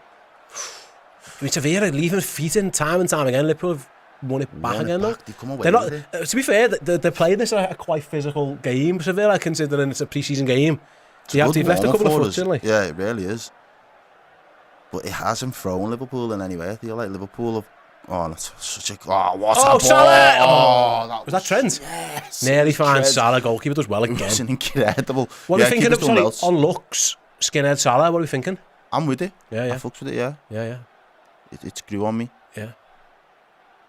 So here again, this guy who's come in here with the top knot and the dreads has been very combative. Yeah, since they're he's getting entered about, the aren't game. he? He's a big guy, isn't he? This Bit of on an the right hand enforcer. size of him. So you spoke about Yaya Toure before. He's kind of got his frame. Thankfully, Liverpool just take the ball. Wow! Lunges in there on the edge of the box and absolutely crunches into Simicast. Big guy. Unnecessary, that, isn't it? Finally, I mean, 12 minutes into the second half, Liverpool have put the names of the subs up on LFC TV, which is helpful, I suppose. Jibril Sow. See, Nickel talks about honey badgers. They're the bravest animal, I think, or one of them. They're game. And they go for the balls. Yeah. Seen them fighting like lionesses and that. Yeah, well, if they come up against a male like lion or that, they go for his balls. Yeah, that's what I mean. Liverpool player inside. Is Liverpool going for the balls themselves? As Diaz into the box. Lewis Diaz on a hat-trick, turns back around for some reason. What's he going to do? Goes back to the cross. Ran out of ideas ever so slightly, but Liverpool keep possession. Going for the jugular is what the honey badgers do. If you can get to your neck, mate, they go for it. Yeah. They're brave, them fellas. But I like them. Ladies. I like honey badgers and mongoose because they don't give a fuck about a snake. Just go. And yeah, like they'll go toe to toe with the Sometimes cobra. though they're too brave. For their own good. Stupidly brave. To the detriment. Yeah. Sometimes sometimes it's fight or flight, and you've got to know when to bail. Yeah. I ain't messing with no lion, fighting no lion.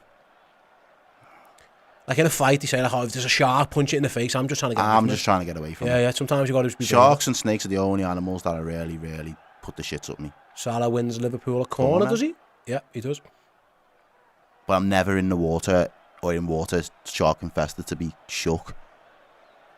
But snakes, the thing with snakes is now that people just have them and just like lose them and shit. Like you could legit have a snake just in your pipework and you wouldn't know until you're sitting on the toilet and it bites you on your ass.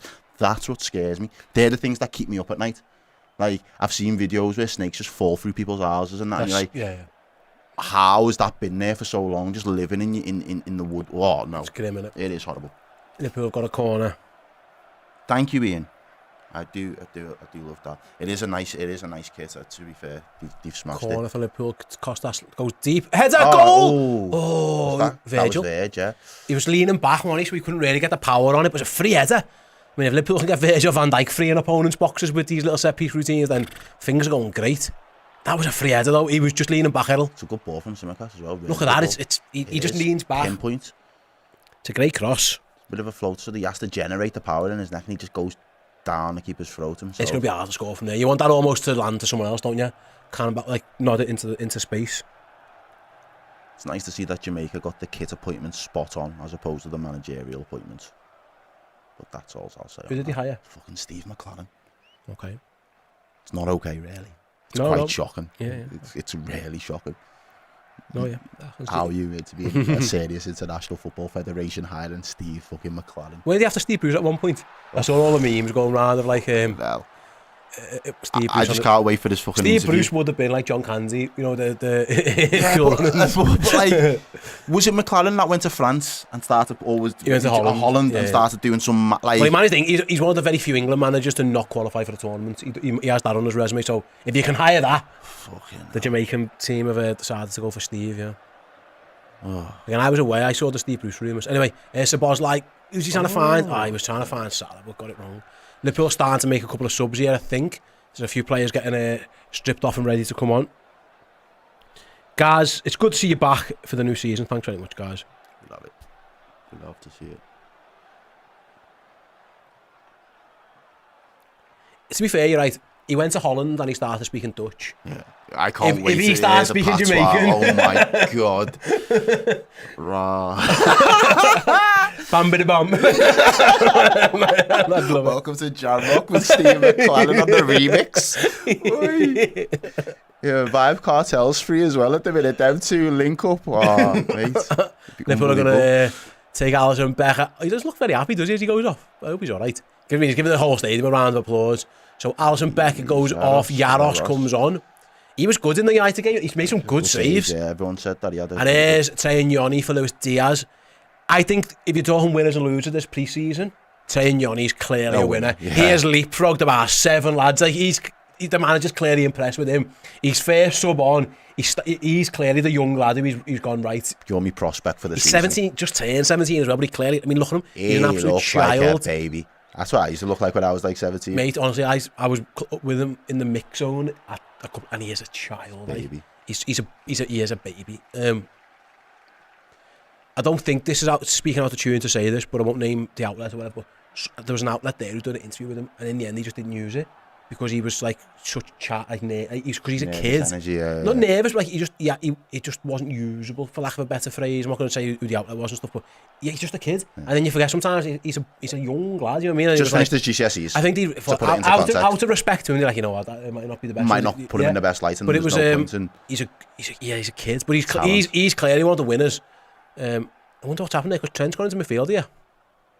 We'll keep an eye on that one. Maybe that was just for now. There's a Bosley out wide and Trent's drifted inside. It might just be how the build-up went, unless Liverpool are just trying to change things up for like the second half. Just have a little look at that as well, Errol, maybe. Just keep an eye on that. Yeah, I wouldn't be mad. Because the Bosley's come out to the right and Trent's gone in midfield next to Ste and Nyoni.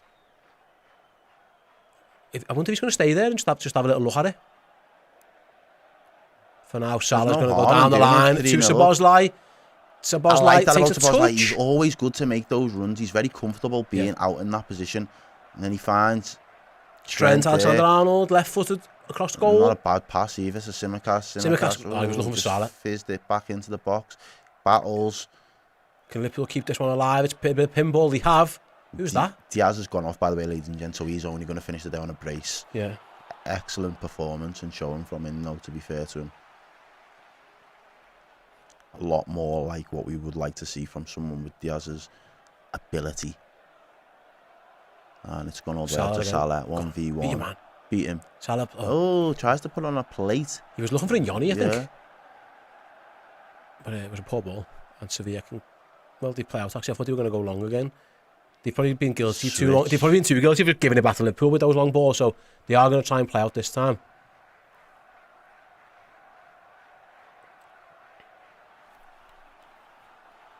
Ball in the centre circle, slowed down a little bit. I wonder how long he's going to give them all. Does he want 90 minutes in the legs before next week, maybe? For some of them, I can imagine. Albert Matthew, big up your son, Matthew. Hope he's okay. Hope he's enjoyed the stream. Hope he's enjoying Liverpool winning 3-0. Be a good lad for your dad over the summer holidays, our kid. Free kick to Sevilla. Alexis McAllister just absolutely bodied that guy. I think that was payback for the challenge on Tsimikas earlier. Maybe he just bodied someone. He's got a little bit of needle to his game, Alexis, and he's got that in him. A little bit of Argentinian fight, whatever you want to call it. In him. Yeah, he's got that in his game if he needs to have it.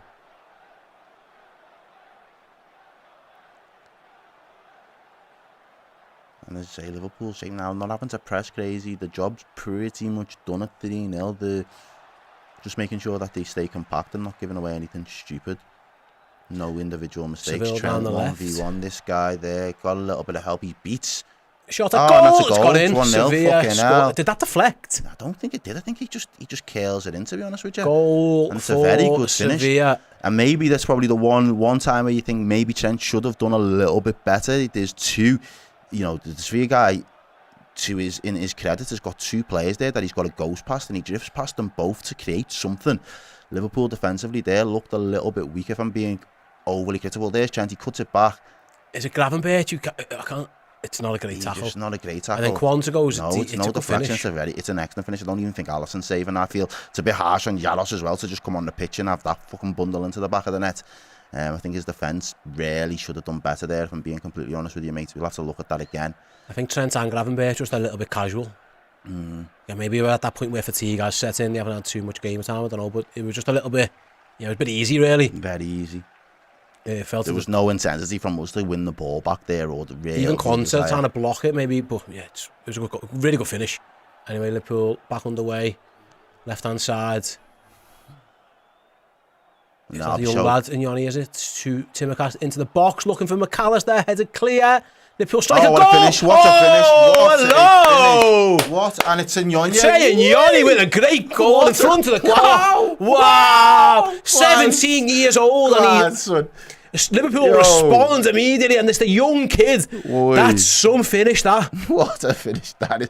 And it's a gamble as well, because the defenders want to clear him out there, and he doesn't shy away from it. He doesn't shy away. Verge telling him to go and celebrate. Go and celebrate that, our kid. He starts to move off. He lays it into Tsimikas. Ball comes in. Ball. Headed clear. It falls to Nyoni. See the guy, the defender's looking to try and clear him out, or clear out whoever's going to run onto it. But he just ghosts. He just drifts in. He's patient. That's some finish, that. Great finish, that. It's like almost like a sidewinder into the bottom corner. That's just natural ability, isn't it? And like that's the type of thing that you've either got or you haven't. And he lets onto the bench. He's clearly trying to keep it cool. He's gassed. He's gassed. He's 17 and he's trying to go. He's trying to play it cool, but the smile on his face suggests otherwise. He can't. Mate, celebrate it. It is. Virgil van Dijk pushed him back in front of the Cops to go and celebrate again, but he's hard to keep it cool to train Nyoni. But the smirk broke out, which is great to see.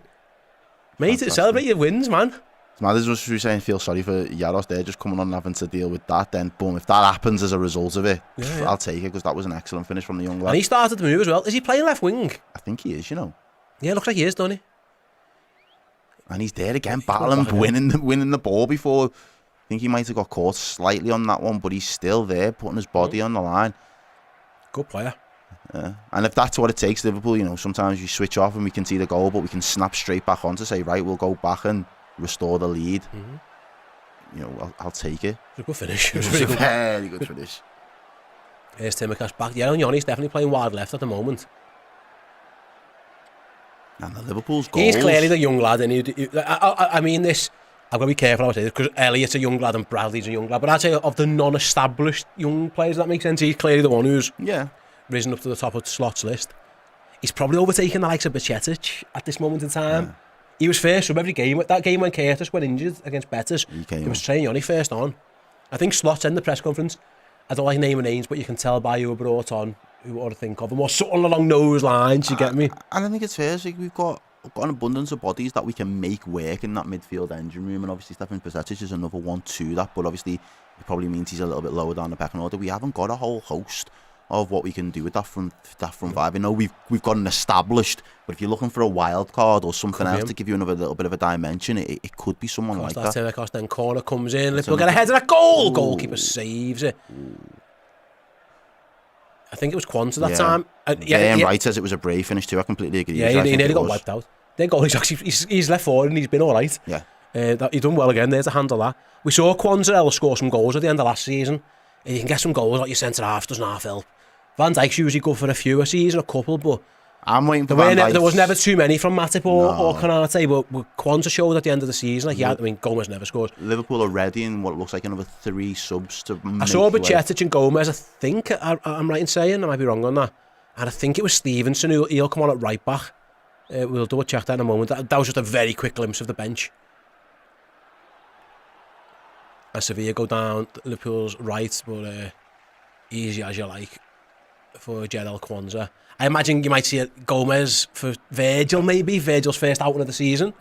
Maybe he needs to have a little look at him, unless he thinks Costas needs a break, but I don't know. Oh, Liverpool did it again. It's Salah! Lob him! Oh, the keeper's done really well again. The keeper's done well again. The goalie comes out and just gets... Salah he goes for the lob and just didn't get enough on it. He's won it back, though. Second time lucky, maybe, for Liverpool. Oh, he's taken out again, referee! Come on. And just as we go on the 70th minute, ladies and gentlemen... There's no need for that in a friendly, man. He's just absolutely wellied Diogo Jota. I said him wellowed. Wellied Jota. There's no need for that in a friendly game. He's absolutely kicked him right on the back of the Achilles, the heel.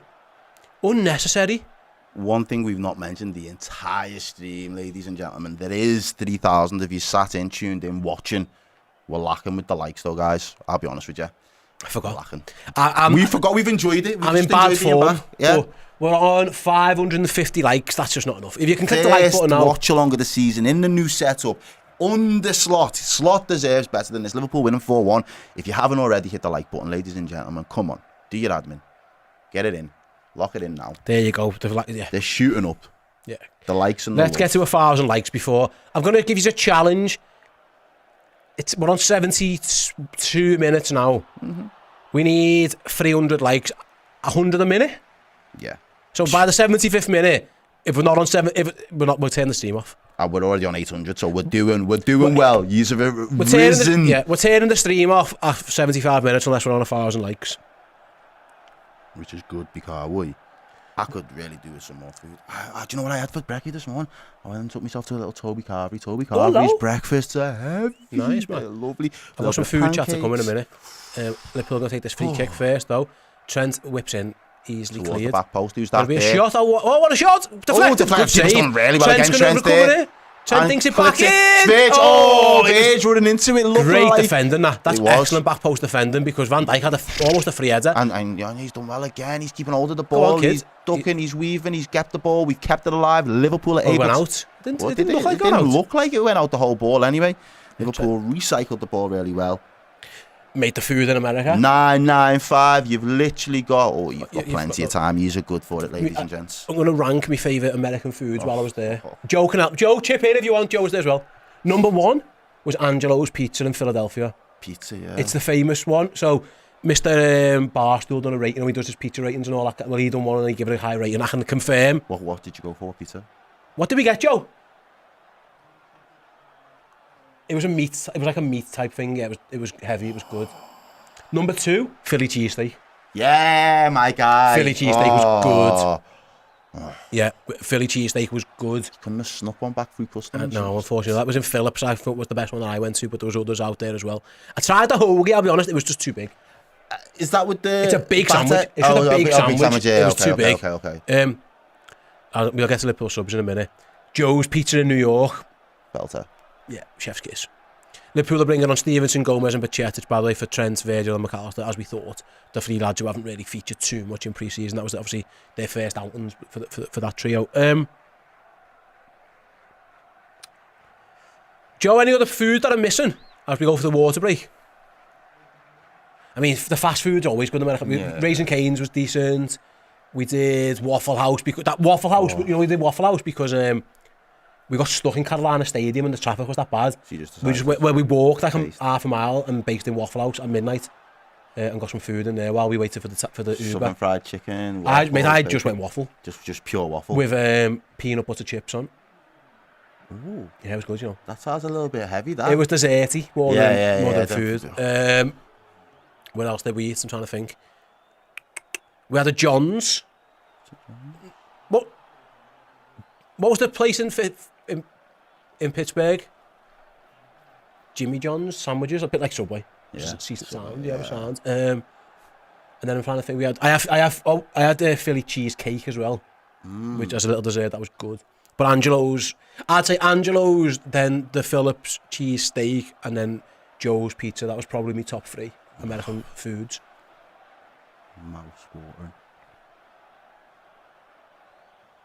Peanut butter chips as in crisps or fries. No, chocolate chips. Yeah. That was a thing. Oh, listen to this. This is a good story, and I think it's worth. I think you'll like this one. You might not. So we went to the Fillmore on the Tuesday. It was the one where Soberslight showed the new kit off, and they put on food. Listen, I'm gonna be snobby here. We were in the VIP section because of me and Joe. You know, we don't mess around with no commoners. We were in the VIP, so they got done free food and that. And they said they were going to try and make it Scouse food. So someone had told them what Scousers eat. So there was like salt and pepper chicken. Okay. Salt and pepper chips. Not our style though. Like this. No, I'll get to it. Okay. Pigs in blankets. Apparently that's, I don't know, and a few other bits. Anyway, they misunderstood what salt and pepper chips were, and we'll come back to that because Liverpool have won the ball back. Liverpool are into the box. No, I was offside. It's offside. Someone obviously said to them, can we have some salt and pepper chips, please? And they said, yeah. And they didn't realise, so it was just salt and pepper crisps. Like what we would call, they'd basically opened a big bag of like salt and vinegar, so we were having salt and pepper chicken with crisps, what we'd call it, because obviously the translation between chips and crisps. And their pigs in blankets were sausage rolls. Okay. It wasn't bacon. It was just but a sausage. It was a sausage roll. That is kind of like a blanket as well. Yeah. A fluffy blanket. Yeah. I get that. So it obviously got lost in translation a little bit. But a sausage roll is kind of Scouse. Yeah, I get it. I feel like if you just just go to a little party and there's like little nibbly bits, there's a sausage roll there. Definitely. We also in the Philadelphia, so in Pittsburgh, in the press box again. I'm not buying tickets. Come on. They fed us. They said we're doing nachos. Their nachos are crisps. They're not nachos. They're not even triangle. No. Circle, some of them. They were just crisps. Yeah. They were just crisps. They was not. They said we put some cheese sauce on. I was like, that's just crisp with cheese sauce on. It wasn't nachos. The pretzel was good. Big giant fuck off thing. Yeah. But it wasn't. I also, if you check out my reviews, I've done 3 vlogs. Go and check them out later if you want. They give us free American chocolate. Hershey's was alright. Alright, yeah. The Reese's Pieces. Oh, those top tier. Unbelievable. Yeah. Like 10 out of 10. Like behind Galaxy, Reese's Pieces is up there. It was class. It really is. Yeah, so there's me. That was my culinary experience of America. You've got to indulge. If you're over there, you've kind of just got to make the most of whatever their like local delicacies are in terms of their food, because everything they do is bigger. It's all packed with flavour. Like, yeah, I mean it's heavy. It's heavy food. Like, yeah, you can understand why so many of them are like obese and shit. Rob says, how can the hoagie be too big? Honestly, I can't explain it. This one I got right. So we went to D'Alessandro's in Philly, which again was like one of the top restaurants. You recommended to go. Everyone says go to D'Alessandro's, and I didn't want another cheesesteak because I've had a couple of them. Yeah. So I got the hoagie. It was just it was like there was like 18 pieces of meat and cheese, and I was just thinking you could half the ratio of meat and cheese and it'd still be the same. Yeah. It was massive. I mean, I'm a big guy. Look at me, and I couldn't eat. I had half of it. Yeah, but over there, in the nicest way possible, you're a medium. Yeah, you're a slim Jim over there. Do you know what I mean? In certain parts, but it was nice. It was good, but it wasn't. It was nice. It tasted all right, but I just felt like it was just too much. There was too much meat to appreciate the bread, because the bread was good. When I launched some of the meat off it and just ate a bit smaller. It was nice. It was a good sandwich, but it didn't beat the cheesesteak. The cheesesteak was class. What was the cheese called, Joe? Sharp cheese. I think I might be wrong on that. Yeah, good. How do we think the subs are doing, Diane? I haven't been watching. I'll be honest. We've been talking about food, but we know that Nyoni scored a very good goal. It was a brave finish from him as well. In all fairness, he's kind of started the move. Tsimikas has put a ball into the box. It wasn't whiz cheese. Xavier says whiz. It wasn't whiz. I'm sure it was sharp or something like that. Sharp. Joe's going to tell me. It was because someone told me. Someone said when they ask what cheese, say this, and I did it, and it worked. It worked well. We have hit the 1K likes, Dave, as well, so thank you very much for all coming together. The stream's still on, that's how you can tell. Because if we hadn't, if it'd have finished. So Dave, thanks very much. 1K likes. What? The Met Office is warning something. You what? Little alert there. Little thunderstorms warning from the Met Office, ladies and gents. In here? Interesting. Doesn't feel like that type of day. It doesn't at all. I'm going to Sheffield later. Oh, yeah? Yeah. Where are you going to Sheffield? I'm going to watch Gladiators tomorrow morning with the kids. Oh, hi. That'll be sick. That'll be proper sick. Yeah. It's early start, so Gladiators. Yeah. I like to drive over to Sheff. Like an hour and a half, an hour 45 probably. Yeah, I do like Liverpool are about to bring on, I think that was Tyler Morton. As the Salah's had his pocket picked, but he's trying to win it back. He's going to give a lot of these 90. I was going to say, it looks like Salah might be one to get 90, but we're going to get used to that anyway. I think Gravenberch, has he gone off or is he still on? Can't remember. Still on it. Because he hasn't played too much, so maybe Morton comes on for him, I would guess. Szoboszlai's been there pretty much from the start. Rick Morgan says a sharp cheddar, so it might actually be I'm sure it or was. A sharp Pavoloni. I feel like sharp is a real thing though. Phillips, Cheesecakes, Philadelphia. We'll find out for you, ladies and gentlemen. We'll be the plug. I'm on Grubhub now, which has the menu. It's very much like Just Eat. The Grubhub. And it is Sevilla on the break. It looks like Joe Gomez has got a little bit of defending to do. He holds up his man. He stands him up. He's twisting and turning. He gives away. Doesn't give away a free kick. It will be a throw-in. It might have been whiz cheese. I can't remember. Either way, it was delicious. The throw-in is going to go to Liverpool, it looks. Lee says I took my little one to see Gladiators a couple of weeks ago. Yeah, it goes to Liverpool. It was mint. I'm looking forward to it. My kids enjoy it. Do you have to get tickets for that? Yeah, so they're free. Yeah. But yeah. You have to apply. Yeah. Okay, sick. I wanted to go yesterday, to be honest. I applied for Friday, and they never had no left. But they said, "Do you want Monday morning?" I was like, "It's not ideal, but the kids are off, so yeah, we'll do it." Have the kids enjoyed the summer holiday so far? I haven't been there with them to most of it, but they've so far so good. They were killing each other this morning. Werewolf for him. Hell broke out. Yeah, a little bit. Yeah. Sal Noguez goes off. Remember when everyone was desperate for us to sign him, and then he went to Chelsea and was shite. Joe sent me a message here. What are we looking at here, Joe? Was it provolone? Was that what we had? Someone put that though, a sharp provolone. It might have been that. Either way, it was great. It was delicious. Lee Farrell says it's a long day, mate. Be prepared. I think. Everyone's told me that it's a long day at the old Gladiators. They have to. Obviously, we see an hour's TV show, but they have to do all the equipment on and off, and that's a long. They said to me, "Get there for 9 and you'll be done by 3." So it's a relatively long. That's long. That's long to be in any arena, isn't it? With 2 kids, so. I mean, I'm going to do the responsible parenting thing and charge every single device possible and let them watch. So I don't have to talk to them. Your iPad, your switches, anything I can get. Brilliant. Yeah. They were making signs for their favourite gladiators and that though. Maybe seeing gladiators, won't that make them want to kill each other anymore? I think they're all right in public, you know. I think they'd be all right. They're not Asbo kids, come on. I think they'd be all right in public. They just kill each other in the house when like me. So basically, I was upstairs getting ready for work. Claire was getting ready to go out, so they were basically left downstairs for 20 minutes by themselves to be nice to each other, watch whatever or do whatever. Chaos. Oh, he should have kicked that for a throw-in. Sevilla on the attack again. Bacchetic does well, actually. Fires in. Not a foul, no. Ref's letting things go, isn't he? He really is. He's letting the game play. It's flowing. And it's Sevilla this time. Against Costas. I wonder if Timmercast is in line to start against Ipswich. We don't know at this time. To be honest, mate, if you're looking at his performance, though... Well, where's Robbo at? We don't know physically where Robbo's at, do we? There's that, and I don't think he's played that bad. He puts a good ball in for a corner, lands flat on Van Dijk's head. Could have easily been a goal. He's there to try and create an assist before Nyoni scores his second goal. He's had some good overlaps with Luis Diaz in the first half. He hasn't really been overly exposed going the other way that I can really remember. I don't think he's played bad. I think he's been a bit clumsy with some fouls. That's about it. And the ref letting it go again. Is Sevilla coming away with a free kick there, or at least a play on? They're allowed to play the advantage. I'd say, considering that they made a whole host of changes in that second half, and Liverpool have kept pretty much the same team, they haven't lost anything, if that makes sense, Sevilla. They seem to have... Go on, Lucas. Stevenson finds Salah, give it back. Go on. Can he get himself a young assist? Go on, lads. No, should have went the other way the first time. It was Salah's to Jota, really, what was the ball. But yeah, Sevilla doesn't look like it's been disrupted in terms of how he was playing. I feel like they've had more control in the second half in terms of how much they've been on the ball. Yeah. At the minute, if you're looking at games, playing two separate halves, it's a 1-1 game, yeah.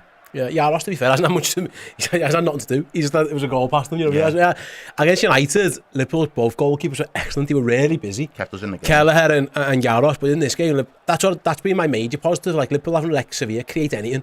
They've had one chance that we gifted them, and then they got a little bit... Liverpool will be disappointed with the goal he scored because there was a couple of challenges there that they could have won. Yeah. Here they come again.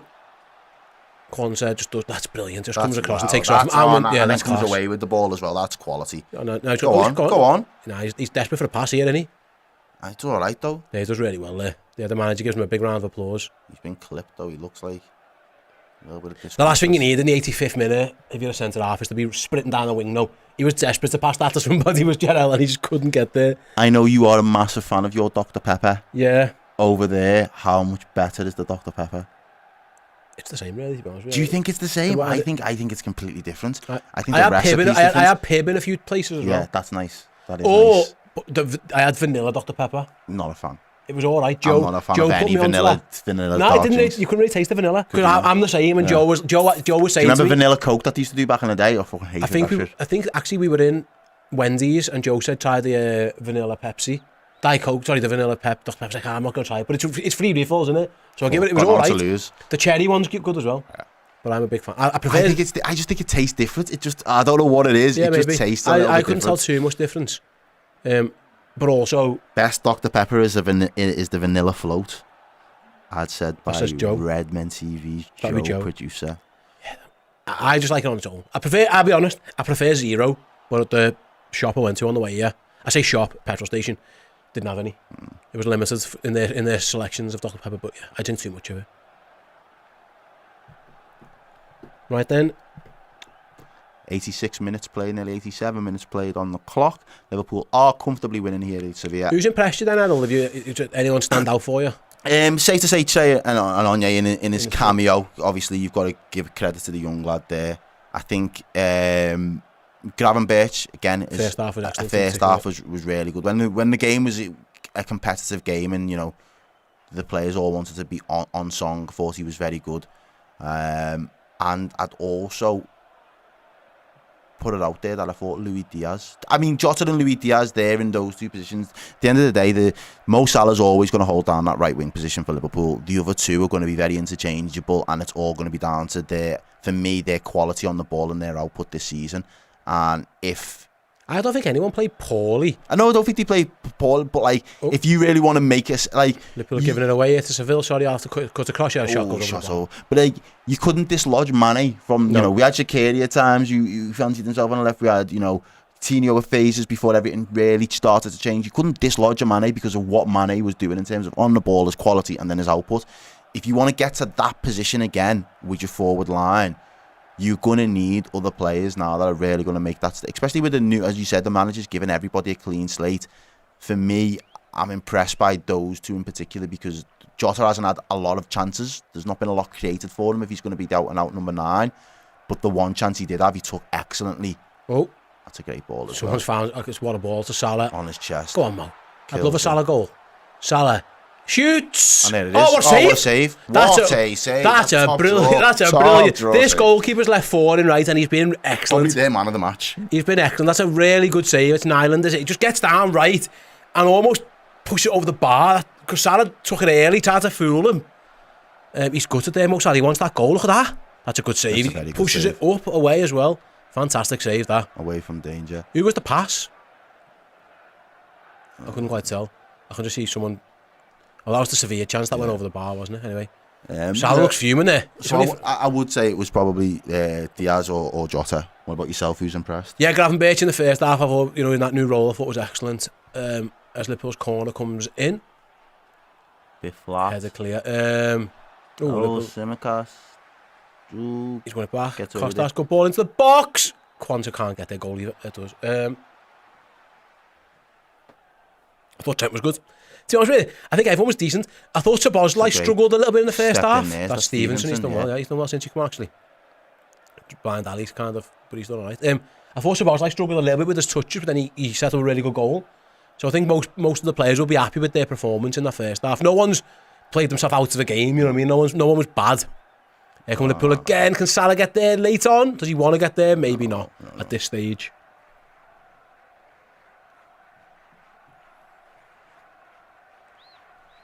"90 minutes played. I can't see there being." Was it Simicast? It was Simicast with that ball again. See, Costas done well, mate. Yeah. He'd be completely justified for standing that as an excellent finish save because that was going bottom in, and yeah, that's it. Right then, the full-time whistle has gone. Liverpool's first pre-season friendly of the day, which is mad to say, ends in a 4-1 win against Sevilla. Goals from Diogo Jota, a brace from Diaz, and an excellent goal from Ste and Nyoni. Make sure Liverpool get the Arne Slot Anfield era underway with a win. Vital minutes in the legs of the likes of Alexander-Arnold, Van Dijk, Diaz, ahead of next week, as well as the new manager. Get yourself to the christening for an hour and then come back. Get himself acquainted with Anfield with a very, very, very strong performance. Thanks very much to everybody who joined us for the watch along. Hope you've enjoyed the new studio. Hope you've enjoyed the new setup as well. It's been absolutely fantastic.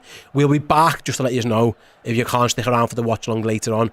Me and Errol are on duty for the first Premier League game of the season next week as Liverpool travel down to Ipswich to get their Premier League campaign underway. So do check that one out. Just to let you guys know what's happening again, stick around on the channel. Chloe and Dana at the stadium now, so they'll be bringing you some reaction from the stadium. If you can speak to anyone, I'm sure they'll bring you that as well. Later on this afternoon, like I say, from 5:15 UK time, Errol will be here with Jamie, and they will be doing the second watch along as Liverpool play Las Palmas behind closed doors. Again, Dan and Chloe are in attendance for that one in the media section, so they'll be bringing you some reaction from that one too. But for now, from me, from Errol, and from Joe, thanks very, very, very much for getting involved, and we'll see you all soon. Take care, everyone.